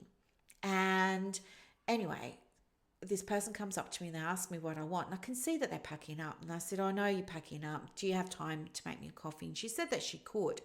And then I was just waiting, and as I was waiting, I noticed, would you believe that there was Jaffa, bars of Jaffa fudge right in the window underneath the coffee machine. And I couldn't believe it. And I was like bending down and I was like praying. I was like, please let there be chalk orange Jaffa here.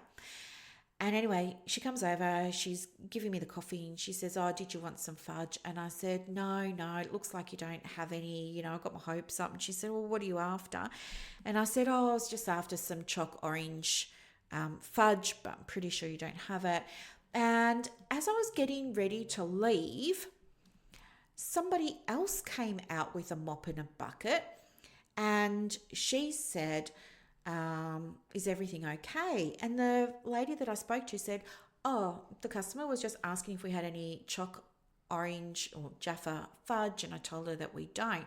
And then the lady with the mop and the bucket said, well, I have just made some and it's out the back. Do you want to come out the back and I'll cut you a slice?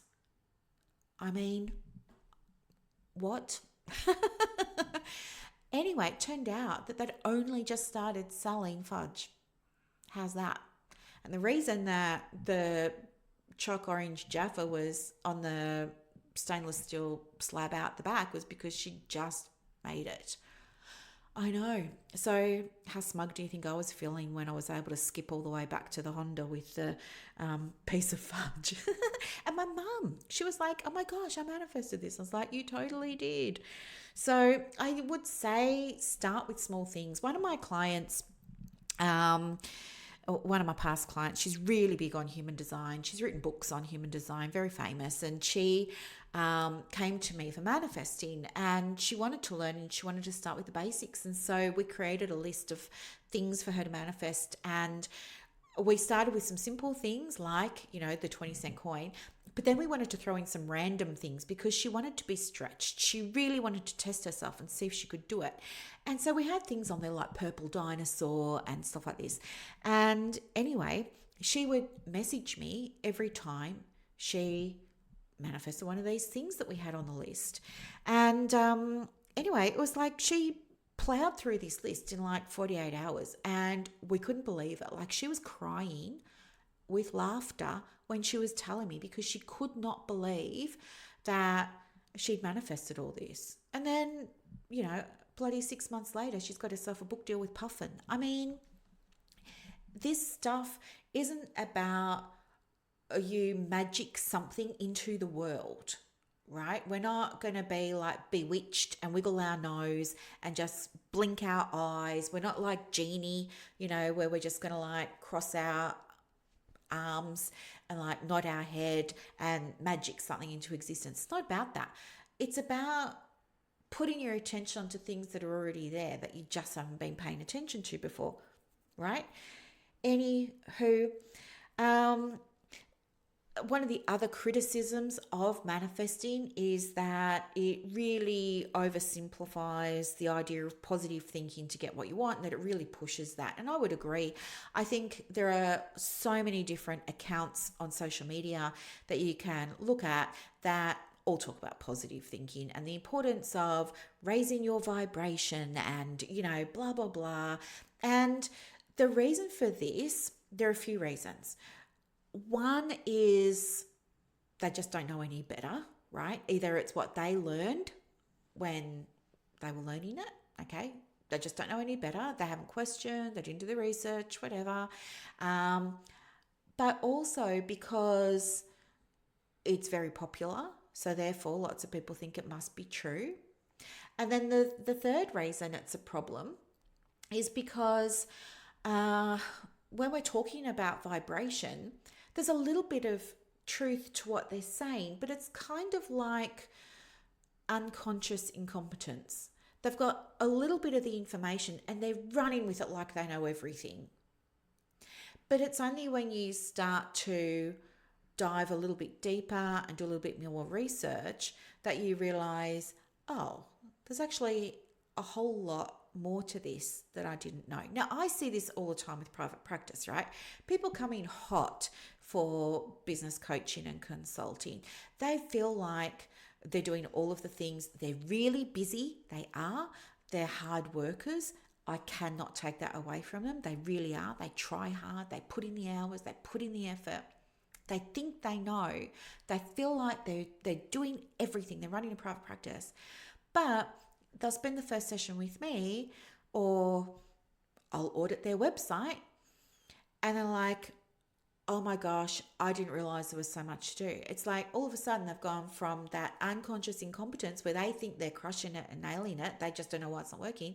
Now there's conscious incompetence. Now they get, oh, well, this is why it's not working. I don't have this process. I don't have a system for self-replenishing referrals yet. Like, I don't have this. Like, I don't have that.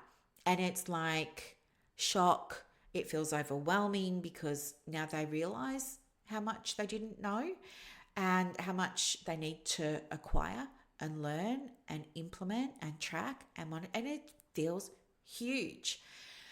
It's similar with this idea of vibration. And I guess this can be hard to wrap your head around. The easiest way for me to wrap my head around it was a few things. So let me share them with you now. One thing was, years ago in cars, I know, I mean, maybe they're still in cars, I don't know. But, and my very first cassette player, right? Twin cassette player, my Casio pink cassette deck. Well, it was my sister's. It had a little radio on it. And you used to have to dial the knob to tune it in to Fox FM. And while it was moving from 101.1 to 101.9, you would hear the static. And then when you got to 101.9 Fox FM, you would hear the voices and the music, and it was just like bliss. That's the easiest way that I can convey the idea of energy. It's like what you're getting there is sound waves, right? You're dialing the knob, if you like, you're tuning it in to match the frequency, and it says on the radio what the frequency is. The frequency is 101.1 or 101.9. That's the frequency, and on that frequency you get that sound.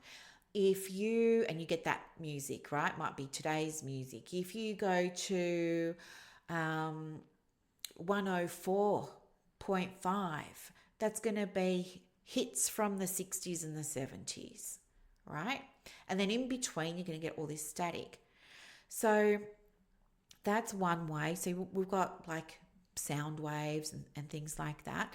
We have heat, right? That's energy, isn't it? So sound waves are a form of energy and frequency. And we've got heat as a form of energy. So your calories, your kilojoules, they're just measures of thermal energy. That's it, right? So everything is energy. And even solid things like your chair, your laptop, your phone, that's energy. And energy comes in waves. Like as I was saying before, you've got a sound wave and you've got frequencies, right? when you put solid things under a microscope, and it's a very strong microscope, you see that the solid things are comprised of atoms, and in those atoms, we've got a particle, okay? So the atom, think of it as like a bubble, and the particle is like a very, very, very tiny grain of sand. And in fact, the particle is the only bit that's solid in that whole atom, right? So imagine a beach ball with one little grain of sand. The little grain of sand is the only thing that's hard, okay? In that atom is full of 99.99997% space, right? Just air, space, nothing. But when all those atoms vibrate, right, at the same rate, they come together and they make a pink pen, an orange sticky note, a keyboard, an iPhone. Now, you don't see it with the naked eye, but that's what everything in the universe is made of, okay? And all those things have to vibrate, otherwise they don't make stuff. So we know that vibration is happening all the time.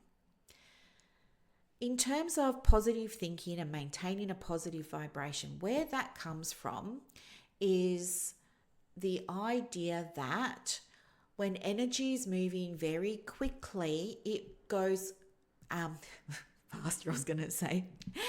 When energy is high, it moves quickly. When energy is low, it goes slow, right? So think about yourself when you've been feeling down in the dumps, tired, lethargic, resistant, you don't want to do something, right? You feel like you're dragging. It's the energy just isn't there.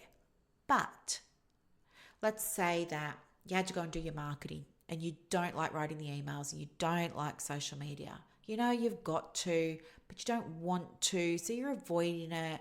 You're dragging, the energy isn't there. But if I called you up and said, hey, do you want to come down to the hot springs and we can go and get lunch there, and then we can sit in the thermal springs for a little while, and you know we can have a gin and tonic afterwards, it's gonna be so great, and we can go get a massage, and we can have mud wraps and you know clay on our faces, and we can do all like let's just have a pamper day. Your energy is probably going to change. Or think about when you've been in a group situation, maybe it was lunch, maybe it was a dinner, maybe it was a group project you're all working on, and then somebody comes late and you notice the energy of the group change. That's what we're talking about. So when the energy is moving quickly, right? When we're excited, when we're lit up, when we're motivated, when we're, full of joy, when we're full of gratitude, when we're full of so much appreciation and things like that, all that energy is moving quickly, right? So if you have to run 100 meters, are you going to run it more quickly if the energy is quicker because of your, the way you're feeling and your mindset? Or are you going to run it slowly if you're in a slower energy where like you don't want to run in this race today? Like who's going to close that 100 meters more quickly? The person with the quicker energy. And so that's kind of, I've really brutalized this. I haven't done a fantastic job of explaining it. It is a lot more complicated than what I'm saying. I'm just really trying to make it accessible. But, our thoughts have frequencies, right? Like polygraphs measure the energy that's coming from our brain when our brain is having thoughts. It's coming from the thought that we're having is getting interpreted is creating or not some kind of somatic response for us with our nervous system and our parasympathetic nervous system that's producing a galvanic skin response. And this is how the energy is getting measured, right? And it's how we tell if somebody's telling us the truth or not, right? Or ECGs, right? Again, measures that your body is energy. Your body's running on energy. Your thoughts must have energy. Otherwise, they couldn't exist because energy is required to create them. Okay. So, for all your neurons and dendrites firing and wiring, and all the neurotransmitter juice like getting produced and stuff like that, there's energy there. If there wasn't energy there, you'd be brain dead, right? It just wouldn't be happening. So the idea behind thinking positively is in part correct, but because it's not presented in detail, I think what happens is people, again, just perhaps don't think to question, doesn't occur to question, they don't want to question, they're trusting the person who's giving them this information, and they really do think that if they just maintain a positive focus, a positive outlook, that they will be able to manifest the thing that they want into their reality. And it's only true, I believe, insofar as it's one ingredient. It's one ingredient that's required for deliberate manifestation of a result or an outcome. There are lots of ingredients. Like if you make a cake, right? You can't just put milk in the bowl and then stick it in the oven. That's not going to make a cake. You need to have flour and egg and sugar and water and vanilla and like the things. And you've got to have a container to put it in, and you've got to have the right environment, which is the temperature has to be 350, and you've got to do it for a certain period of time, which is 35 minutes. And then you've got to let it cool off. And like there's a whole thing. But if we just said, crack 2 eggs and you will have a cake, and everybody's there cracking 2 eggs and they're like, not getting any cakes. Therefore, it's BS that you just crack 2 eggs to make cakes. It's partially true you need an egg to make a cake that has eggs. I know some people are going to say, what about an eggless cake? But you know what I'm saying. When the problem is coming, I believe, when people are just getting like random little bits of ingredients here and there. And then they're getting that little random ingredient to the vanilla cake on Monday, and then on Tuesday they're getting a random ingredient for a Ferrari.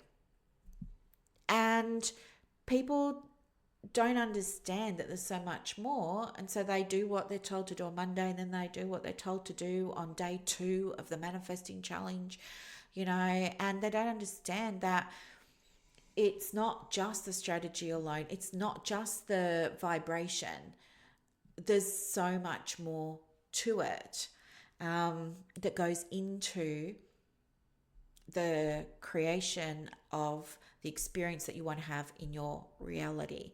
So the positive vibe thing, I do think can be problematic because I'm yet to see it provided in context.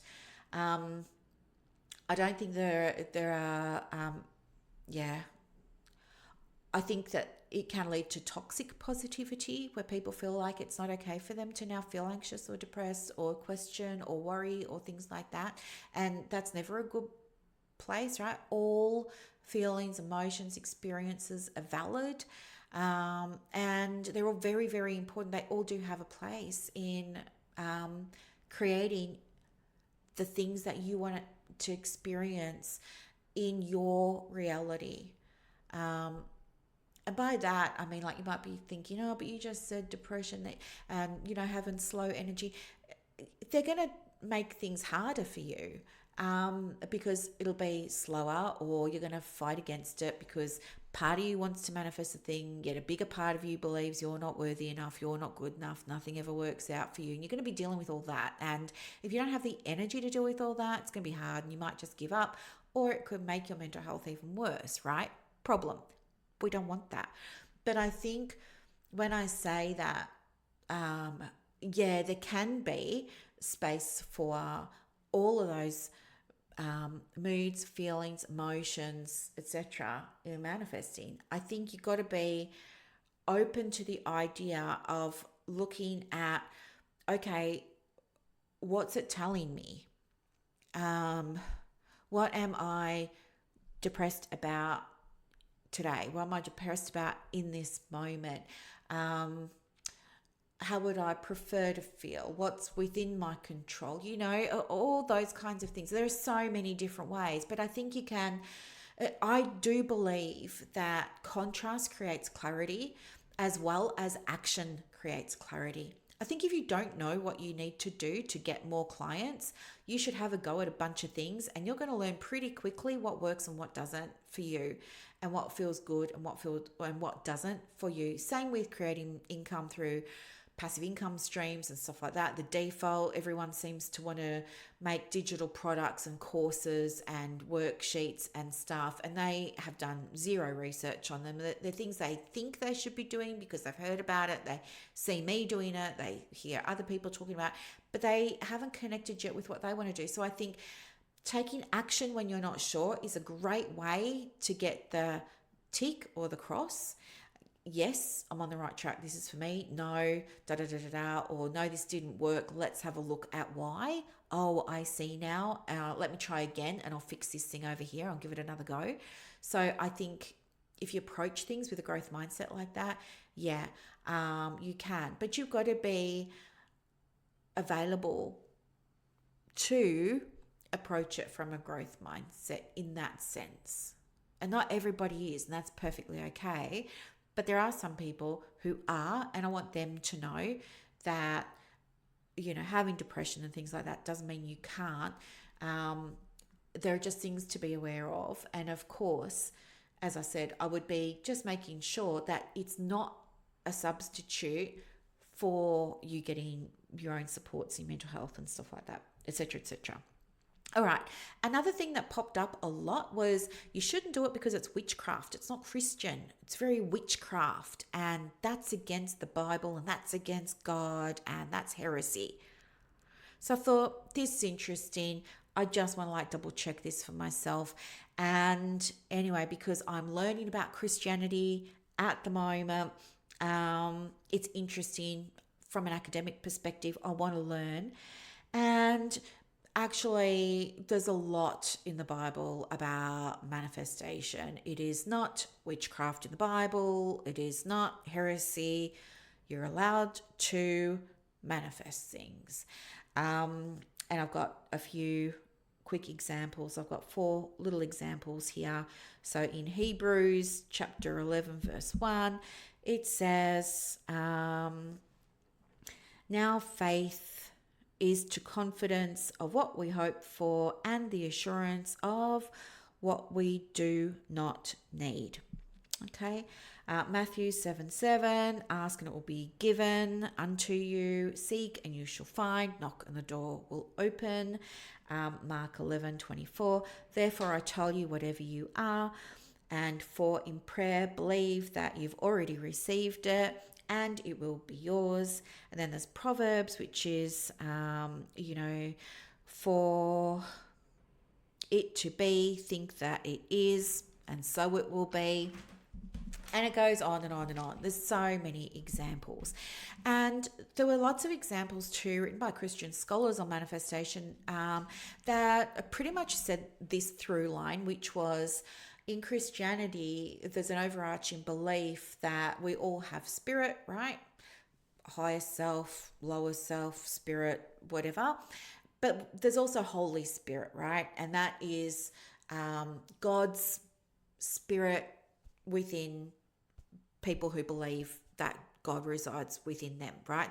They ask the Holy Spirit, they receive the Holy Spirit, right? And they believe that, God's Holy Spirit is part of their spirit now, right?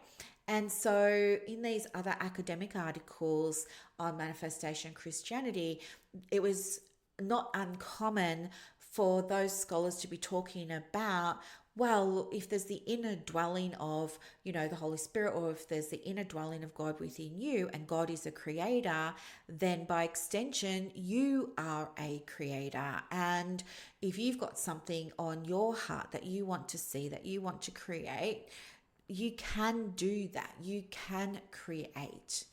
But again, they also reference back about needing to believe, needing to take action, doing all of these things, right? So I just wanted to say, if you are thinking, oh, this all sounds great, I'd like to have a go, but I don't think I can because I don't want to upset God and da da da da da. Do your research, you'll find there's lots. It's very reassuring. You're going to be just fine. It's, I speak a lot about higher self and higher consciousness and, things like that. But with a Christian lens, you would say that it's God that's creating it through you, right? Okay, I'm just going to leave that there. All right. One of the other criticisms is that it's super selfish because it's only focusing on you, right? It's very individualistic. And I agree, but I don't think there's anything wrong with that either, right? It's like saying going to the gym is wrong because it's individualistic and it's very selfish because you're only focusing on yourself, right? Or getting your Botox done or something like that. Now, there are so many things in the world that we do for all kinds of reasons for us, okay? Self-care is for us. It's something we do for us. So by this logic, that will be considered bad because it's selfish, because by definition, it is individualistic. We're thinking about ourselves. We're getting the thing that we want. But I agree to some extent that yes, it is selfish. What I don't agree with though is that by you being individualistic, you're doing it at the expense of anybody else, right? You looking after yourself doesn't need to and doesn't necessitate the sacrifice of somebody else, okay? Well, depending on your situation, but usually it doesn't. If you want to, like, let's say you're super stressed lately and you've been blowing up at your partner and your kids, and let's say you want to stop being like that, right? You want to sort it out. And so you're like, okay, this is my focus now. In my experience of my marriage and my family, I don't want this anymore. I want this. I want more peace again. I want harmony again. I want joy again. I want fun interactions again. I want playfulness. I want all of these kinds of things. If you put your attention onto that and then, you do the things, you can have that. And I don't think that that is, while it's individualistic because it's on you to sort yourself out, yes, I don't think it's at the expense of anybody else regardless. I think other people actually benefit by you learning how to control your temper, right? Your relationships with children benefit, your relationship with your partner benefits, da da da da. I think if you want to manifest more clients for your private practice, or you want to manifest less one-to-one clients and more passive income, yeah, that's individualistic. It's stuff you want to do. But I think there's also a positive sum as a result of that. If you worked less and increased your income, maybe then you use that other time to do other things like, that benefit your family, your relationships, your community. Maybe you go off and you do voluntary work, one day a month. Maybe you go and join a board and you sit on a board of something that's important to you and you do that, another day a month. Like, you get to do all things that you can't do if you're sitting in the chair 40 hours a week. If you are manifesting growing your private practice, then it's something you want to do and you want to make the money and you want to grow your practice. So in that sense, yes, individualistic, but again, positive sum outcome, right? Because you grow your practice, maybe it means you help more people. Maybe it means you get access to nicer premises. Maybe you don't have to have the Kmart chairs, maybe, or the Temu chairs. Maybe you can go and get a nice Chesterfield leather wingback chair. Maybe instead of working from home, you can go and get a really nice boutique suite in an area you never thought you would be able to afford, right? Maybe you get to help more people. Maybe you get to give opportunities to students on placement. Maybe you get to give opportunities to women who are looking for part-time work from their homes, and now you open up your business to telehealth and you get to help those women, and by extension help more people, because you're now having a ripple effect, because those women are working with more clients that your business can now service, right? So I think, I don't know, the claim that manifesting is bad because it's all about you being greedy and selfish, I think, sure, for some people, yeah, but I think it really depends on the person and what they're trying to bring into their experience. And I don't think it's always bad. I think a lot of the time other people benefit by default. And I think that that's worth acknowledging, not only focusing on the negatives to that. So I thought that was helpful. But I guess some of my biggest criticisms of modern approaches to manifestations, the thing that really gets me is having it promoted as like anyone can do it if you buy my course. I think that that's baloney. I think that's untrue. I believe anyone can manifest what they want in terms of who they're being, or what they're doing, or what they're having within the scope of what they can influence. But conditions apply. And I think nobody says that. To me, the conditions are, it's like, Maslow's hierarchy of needs. You know how he's like, you can't get to self-actualization if you don't know where you're going to sleep that night. 100%. I agree with that. I think that there needs to be, you've got to start at a certain level. I don't think you can come into this from a space of this better work for me, or else my marriage is over, or else I lose my house, because I can't pay the bills, or, there's some kind of or else. I think if you're in that, no, this is not the time for you to have a crack at manifesting. And the reason why is because when you're trying to create from fear or from that anxiety, it can mess with your ability to see outside the box, to persevere. If you've got a timeline and you're like, man, I really need to manifest this, $5,000 mortgage repayment by Friday, but you're not in a position to be resourced to do it. Resource meaning, you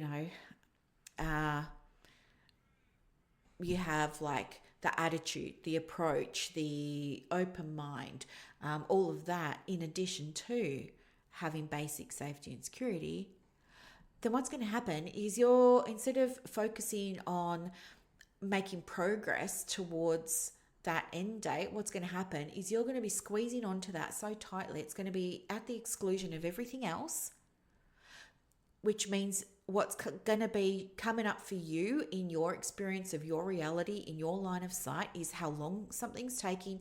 Therefore, it's not working. Therefore, you can't do it. Therefore, you're going to lose your house. And you're going to externalize it and blame somebody else for what's going on, right? Because you're squeezing it so tight and you're going to be at it every 5 minutes. Is it working? Is it working? Is it working? Is it working?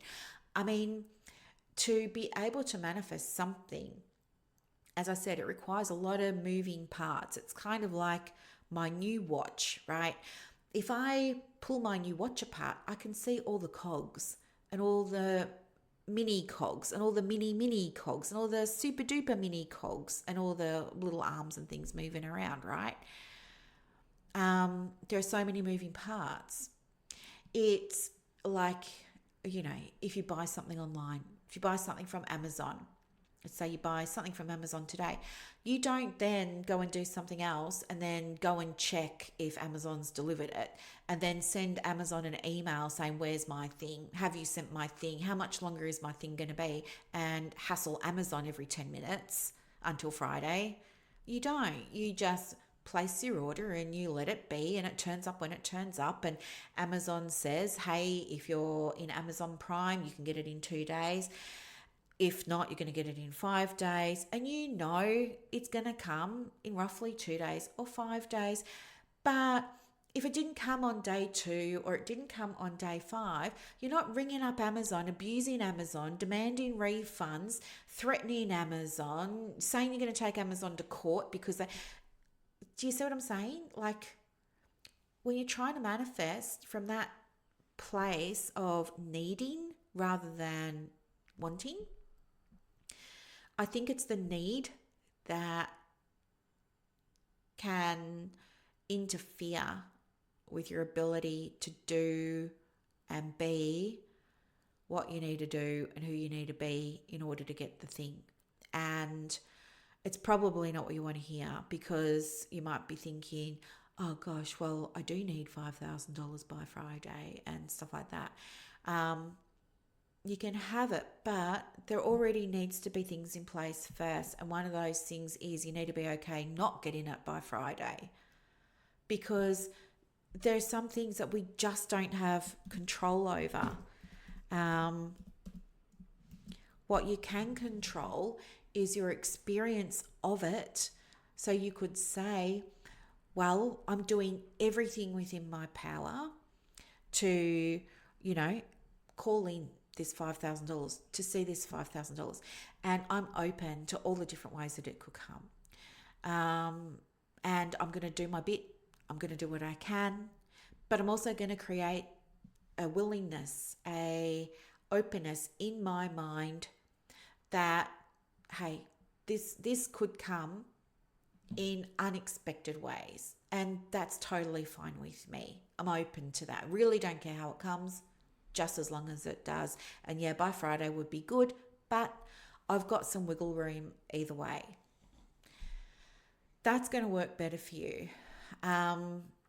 With me at the moment, I want this house paid off in under 12 months, right? By 4th of June. Mortgage gone by 4th of June 2027 or sooner. Now, with me manifesting it, as you've been hearing and witnessing and observing and noticing, I've had to shift a lot of things, right? I've had to change the way I see myself. I've had to see myself as I'm the type of person who just does it, right? I'm the type of person who is resourceful, makes stuff happen. That's my identity that I'm choosing to embody right now, because that's what I figured will support me the most in achieving it, right? In doing it.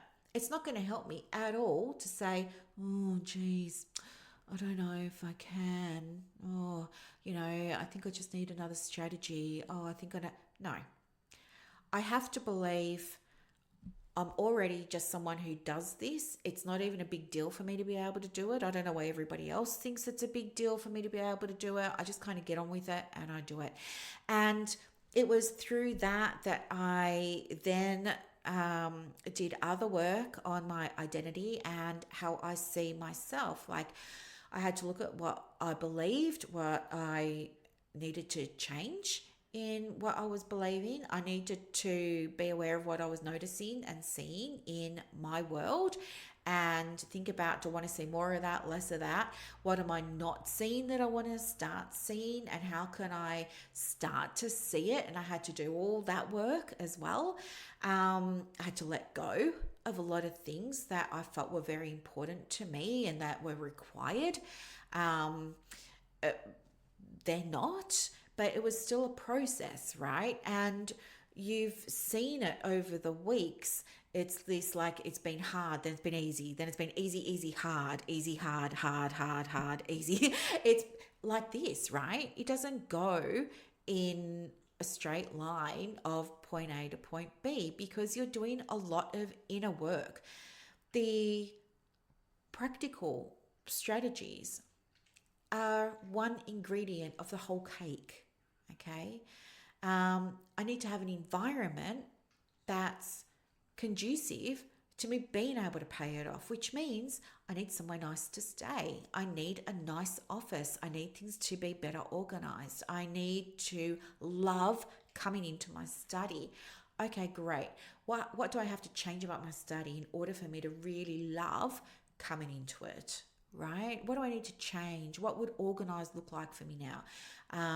This version of me who just does this stuff automatically and has self-replenishing income that she doesn't have to even think about, that gets to work with the same person year on year on year, because they've got the good relationship, because, I have to think about all of that. And I have to think, am I aligned with that now? Or do I need to change something? Is that a belief? Is it how I'm showing up? Is it da da da da da? But also, I have to think about what can I do that's within my own scope of influence. And for me, that's been the business pivot, right? So not only anymore working with women who are starting, growing, or scaling their businesses or creating passive income, but now also working with everybody from different backgrounds, right? Working with not only women in health, but the wives and girlfriends of footballers, but also working with the women at the CWA, also working with the farmers, also working with the AI guy, right? It's not so much now my business is Brooklyn is where you go if you're a woman and you're starting, growing, or building your private practice and you want help with that. Now, the shift for me is Brooklyn's where you go if you want to learn how to get the things that you want, whether that's you're going to use the word manifest, or you're going to, if it's more businessy, you might say hit your goals, get your objectives, right? And you come because I've got the way. And so that's what I'm pivoting for now, being known for my way, being known for my style, my approach. And I can work with anybody with my style or my approach. So, I think that anyone can shift their experience of their reality, but conditions apply. I think you've got to do it from want, not need. You have to be safe first. That's a condition. Like, I'm not going to help anybody manifest anything if they're like, I can't afford it. This is my last ditch effort. My husband's going to leave me if I'm going to lose my house. If no, we don't want to be doing it from that space. Okay. What else? I think my other biggest criticism is that when you have a look online on social media at other people's courses of teaching manifestation, things like that, I think a lot of the time there's just like no evidence behind it. And this was one of the big criticisms of my professional community back in the day. They were like, oh, there's no evidence, it's not evidence-based. And I agree, but what I know now after doing the research is I can go into the Monash library online and I can type in, show me articles of manifestation, barely anything's going to come up. If it is, it was usually irrelevant, not really what we're talking about today. But so yes, in some ways the psychologists were right. No science behind it. But they're looking at that as a whole concept. That's like saying, what's the science behind vegetables, right? And I know that there is science behind vegetables, but I'm just trying to give you an example here. It's a category, right? Manifestation is a category. When you drill down though, what you find is that, hello, a lot of the strategies that are being shared do have evidence behind them, um, do have reliability, validity, and therefore credibility. And many even are being used by psychologists and counselors and social workers in the work that they're already doing. So I think one of the big problems is that when we've got people who perhaps, and this is the other thing too, it's not about freaking ancient wisdom. Why is everybody banging on about the ancient wisdom? It's nothing to do with ancient wisdom. This stuff has been around for so long, okay? It's not ancient. I've just forgotten what I was going to say. It's not ancient. And also, nobody's coming up with new ways, all right? No one's coming up with new ways. Don't fall for the marketing. No one's got a brand new magic way of you manifesting. It doesn't work like that.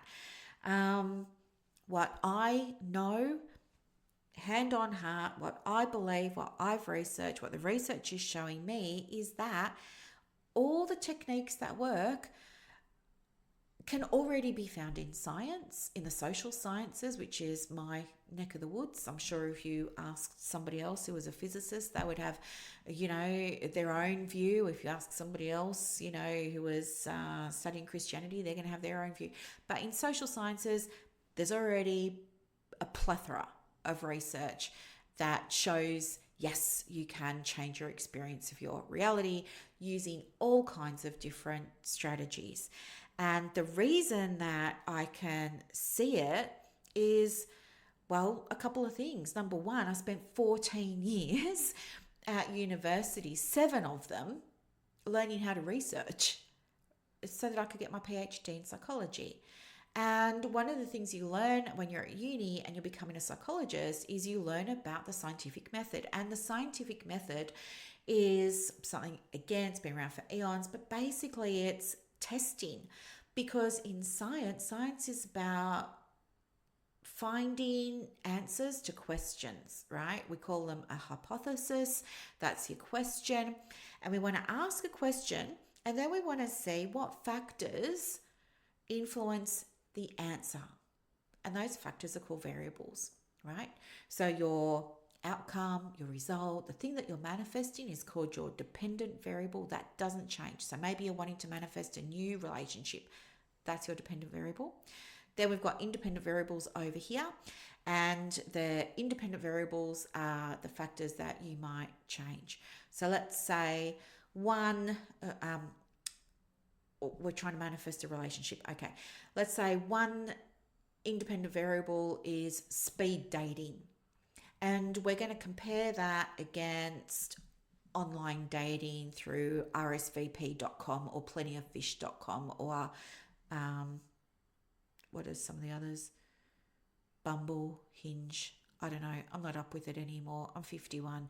But you get the idea, right? And so we're going to see which of those two things is going to be the speed dating. Is it going to be the people who do the online dating with the apps and everything? And then we're going to have a third factor, which is going to be our control group, right? And they're just our baseline. So these are people who aren't doing speed dating, nor are they doing the online dating. But we're going to measure these people over a period of time. Let's say it's going to be 30 days. And then we're going to find out at the end of 30 days who got a date, who's in a relationship, And then we're going to be able to answer the question, which way seems to be most effective for women in Australia aged 35 to 50 to start a new relationship or find their next relationship. That's the scientific method. And let's say that we found out that the control group who didn't do the speed dating and didn't do the online dating, they were actually more successful in starting a new relationship within 30 days. Now, what we're going to do is when we come to write our paper, we're going to talk about the experiment. We're going to say what we did and what we measured and what we tracked and what our results were. But we're also going to talk about where we messed up. And we're going to say, well, you know, um, we only let the speed dating group go fortnightly. So they only went on 2 rounds of speed dating. We think that if we let them go 3 times a week, each week of the 4 weeks in the 30-day period in the month, that there would have been more people that ended up in relationships. So we recommend that next time we do this study, or if somebody else wants to have a crack at replicating our study, we're recommending let the speed dating group go to the speed dating events more frequently in that 30-day period. Do you see? So then somebody else will come along and go, oh, this looks like such a great study. I'm going to replicate it, and I'm going to take what their recommendation is. I'm going to run with it. And so now they're going to do it again. The dependent variable is whether or not we're in a relationship. The independent variable, like the H1 or whatever, that is that the speed dating group is going to be more successful getting into relationships than the online dating group. And then we're going to say that, both of those groups are going to be more successful than the control group who's not doing anything, etc. And then we're going to analyze that data. That's called the scientific method. And we do that for all kinds of things in psychology. And that's how we end up with things like CBT, single session therapy, polyvagal. All of this comes from the scientific method. EMDR came from the scientific method. It's testing. And I think that when we oversimplify things, it's because we're not looking at all the science behind. And I know that the scientific method exists because I learned about it. I experienced it firsthand. I've used it so many times. But then the other thing too is, even if you're in the scientific community and you have access to all that, you don't know you've got access to all of that because it may not even be on your radar to go and research something, right? I mean, it certainly wasn't on my radar to go and research it up until like the last 10 years. And that's been a lot of research over the last few weeks, as you've heard. So even in the scientific community, you might not be thinking about, in our case, what we're talking about now is manifesting, but it could be anything, right? So the reason that I know about it, and maybe some people who've got big followings on Instagram and they're running all the courses and they're doing this and they're writing the books and, New York Times bestseller, that and all of this. I think the reason that I know about that is because I've got that background. They don't. And I think because I've got 30 years of experience working with the mind and human behavior, and I've seen people change. They don't, by and large. Some might, but it would be pretty rare. And also, I think if you're just not exposed to all of that, like the scientific method and the scientific community, it's just not part of your world. And so you wouldn't think to ask, you wouldn't think to question. And that's perfectly okay, right? It's just like if my mechanic started talking to me about particular oil and helixes in my oil and stuff, I've got no idea. I just want to know, does the oil work? But he knows what oil is best for my car because he's gone done the PD and he understands about the oil and he's learned about it at the school and he's part of the community that's talking about it all the time, right? But then people go on Instagram, they talk about car oil and they don't talk about, oh, well, yeah, hang on, it is a great oil, but conditions apply. Like it's got to be a car that was produced between this year and that year, and it's got to be dual fuel, and it's got to, all of that. So anyway, I am just like, yeah, it's not like I'm not backing down. It's that I feel like very good about moving into this space because I feel like there's absolutely so much credibility and I'm excited to share it. I'm excited to start talking about it. I'm excited to start helping people with their own manifestations. If they want to use that term, that's perfectly okay. If they'll rather say achieve their goals, that's perfectly okay too. It doesn't really matter what the language is, as much as, I guess, the approaches being incorporated are ones that I feel, could I sleep well at night knowing I'd given this person this strategy? Is this strategy defensible? Like if somebody came back to me and said, oh, you said, do this, could I defend it? And I'm so confident that I can with all of my strategies, especially now I've taken all this time to go and do all of this research. So feeling really good about it. I think are there going to be naysayers? They're going to be haters? They're going to be people who try and discredit me? Absolutely, because, I think it's human nature. I think there's some fear. I think there's a lot of ignorance around it. I mean, as I said, even just going and having a look at articles on Forbes and Huffington Post and Psychology Today, it was clear to me that a lot of the people who had written about how bad it is manifesting and stuff like that didn't have any understanding of what it actually was and didn't connect the dots that they're already doing it with their clients. I mean, it's crazy to me. It's like, talk about not seeing the forest for the trees, guys. Anywho, I'm like, yeah. And it's so interesting because now I may have said this at the start of the year, because when I went, I know I always say my Reiki person, Liv, yeah. But when I went and saw Liv, my Reiki person from Phoenix Alternative in Ballarat, she also works in Daylesford, Victoria, if you're ever in the area and you want to go and see someone who knows what they're doing. She also said to me, oh, this is very interesting because I'm getting the sense here, Brooklyn. Sorry, I'm just typing my password in again. That, by the end of the year, you're going to be doing something that's different to what you're doing now. And back then in January, I was like, no. I help women start, grow, and scale their private practices, and I have for 10 years. I'm not, no. Then I was thinking, oh, maybe it's the AI. I really do enjoy some good AI. I love working with it. I love making stuff. I'm into that. Don't know. Maybe.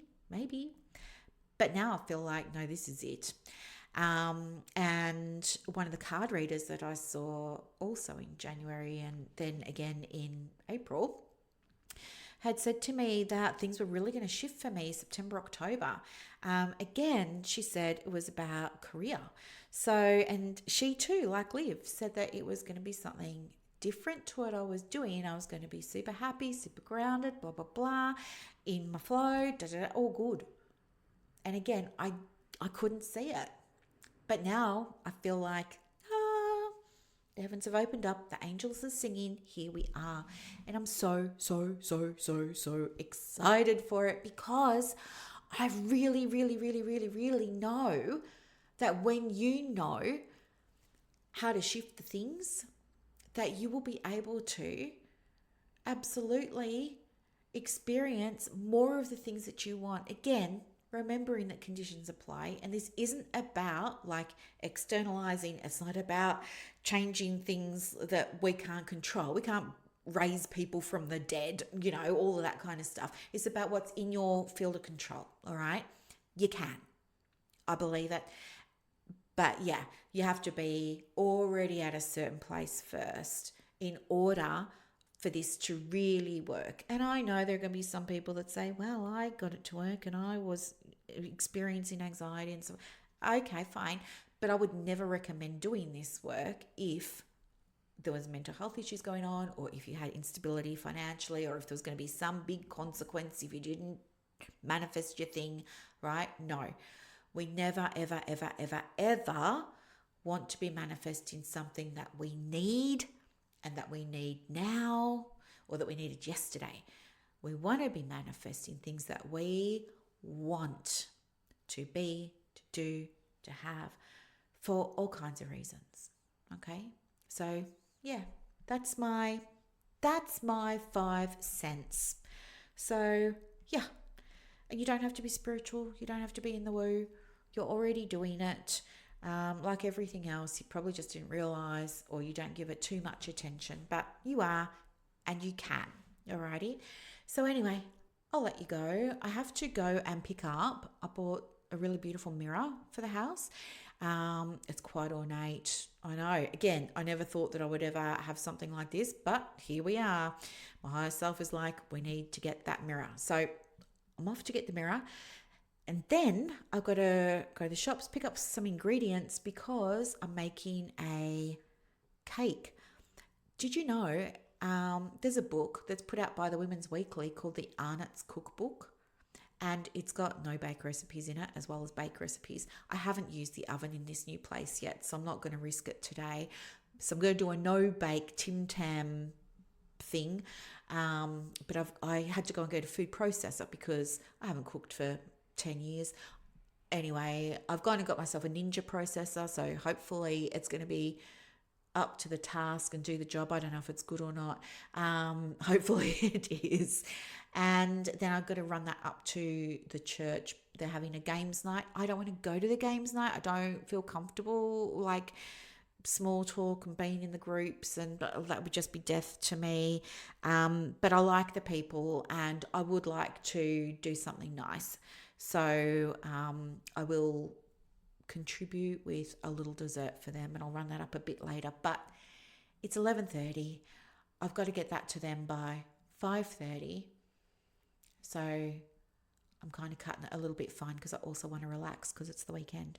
Not that this hasn't been relaxing, it has been. But anyway, and you didn't need to know all of that. But anyway, I'm just like babbling, so I'm going to stop. I'm stopping. Thank you so much for listening to another episode of the podcast. And yes, I know I've got to change the music from the start and the end. I'm just focusing on the business right now, and I'll get to the music at the start and the end after the website's done and everything. We're good to go. All right, have a beautiful weekend. Thanks for listening. Bye. And that's a wrap for this episode of the Private Practice Podcast. So as you reflect on today's insights, imagine creating real success in your private practice without going down rabbit holes or exhausting yourself with business activities that don't move the needle. With Practice Momentum, you have push of a button help available on demand. It's like having an expert in your pocket ready to guide you whenever you need it. Visit brooklynstorm.com to discover how Practice Momentum can transform your approach to building a thriving practice. I'm Dr. Brooklyn Storm, and I'll see you next time as we continue exploring the mind, business, and spirit of private practice success.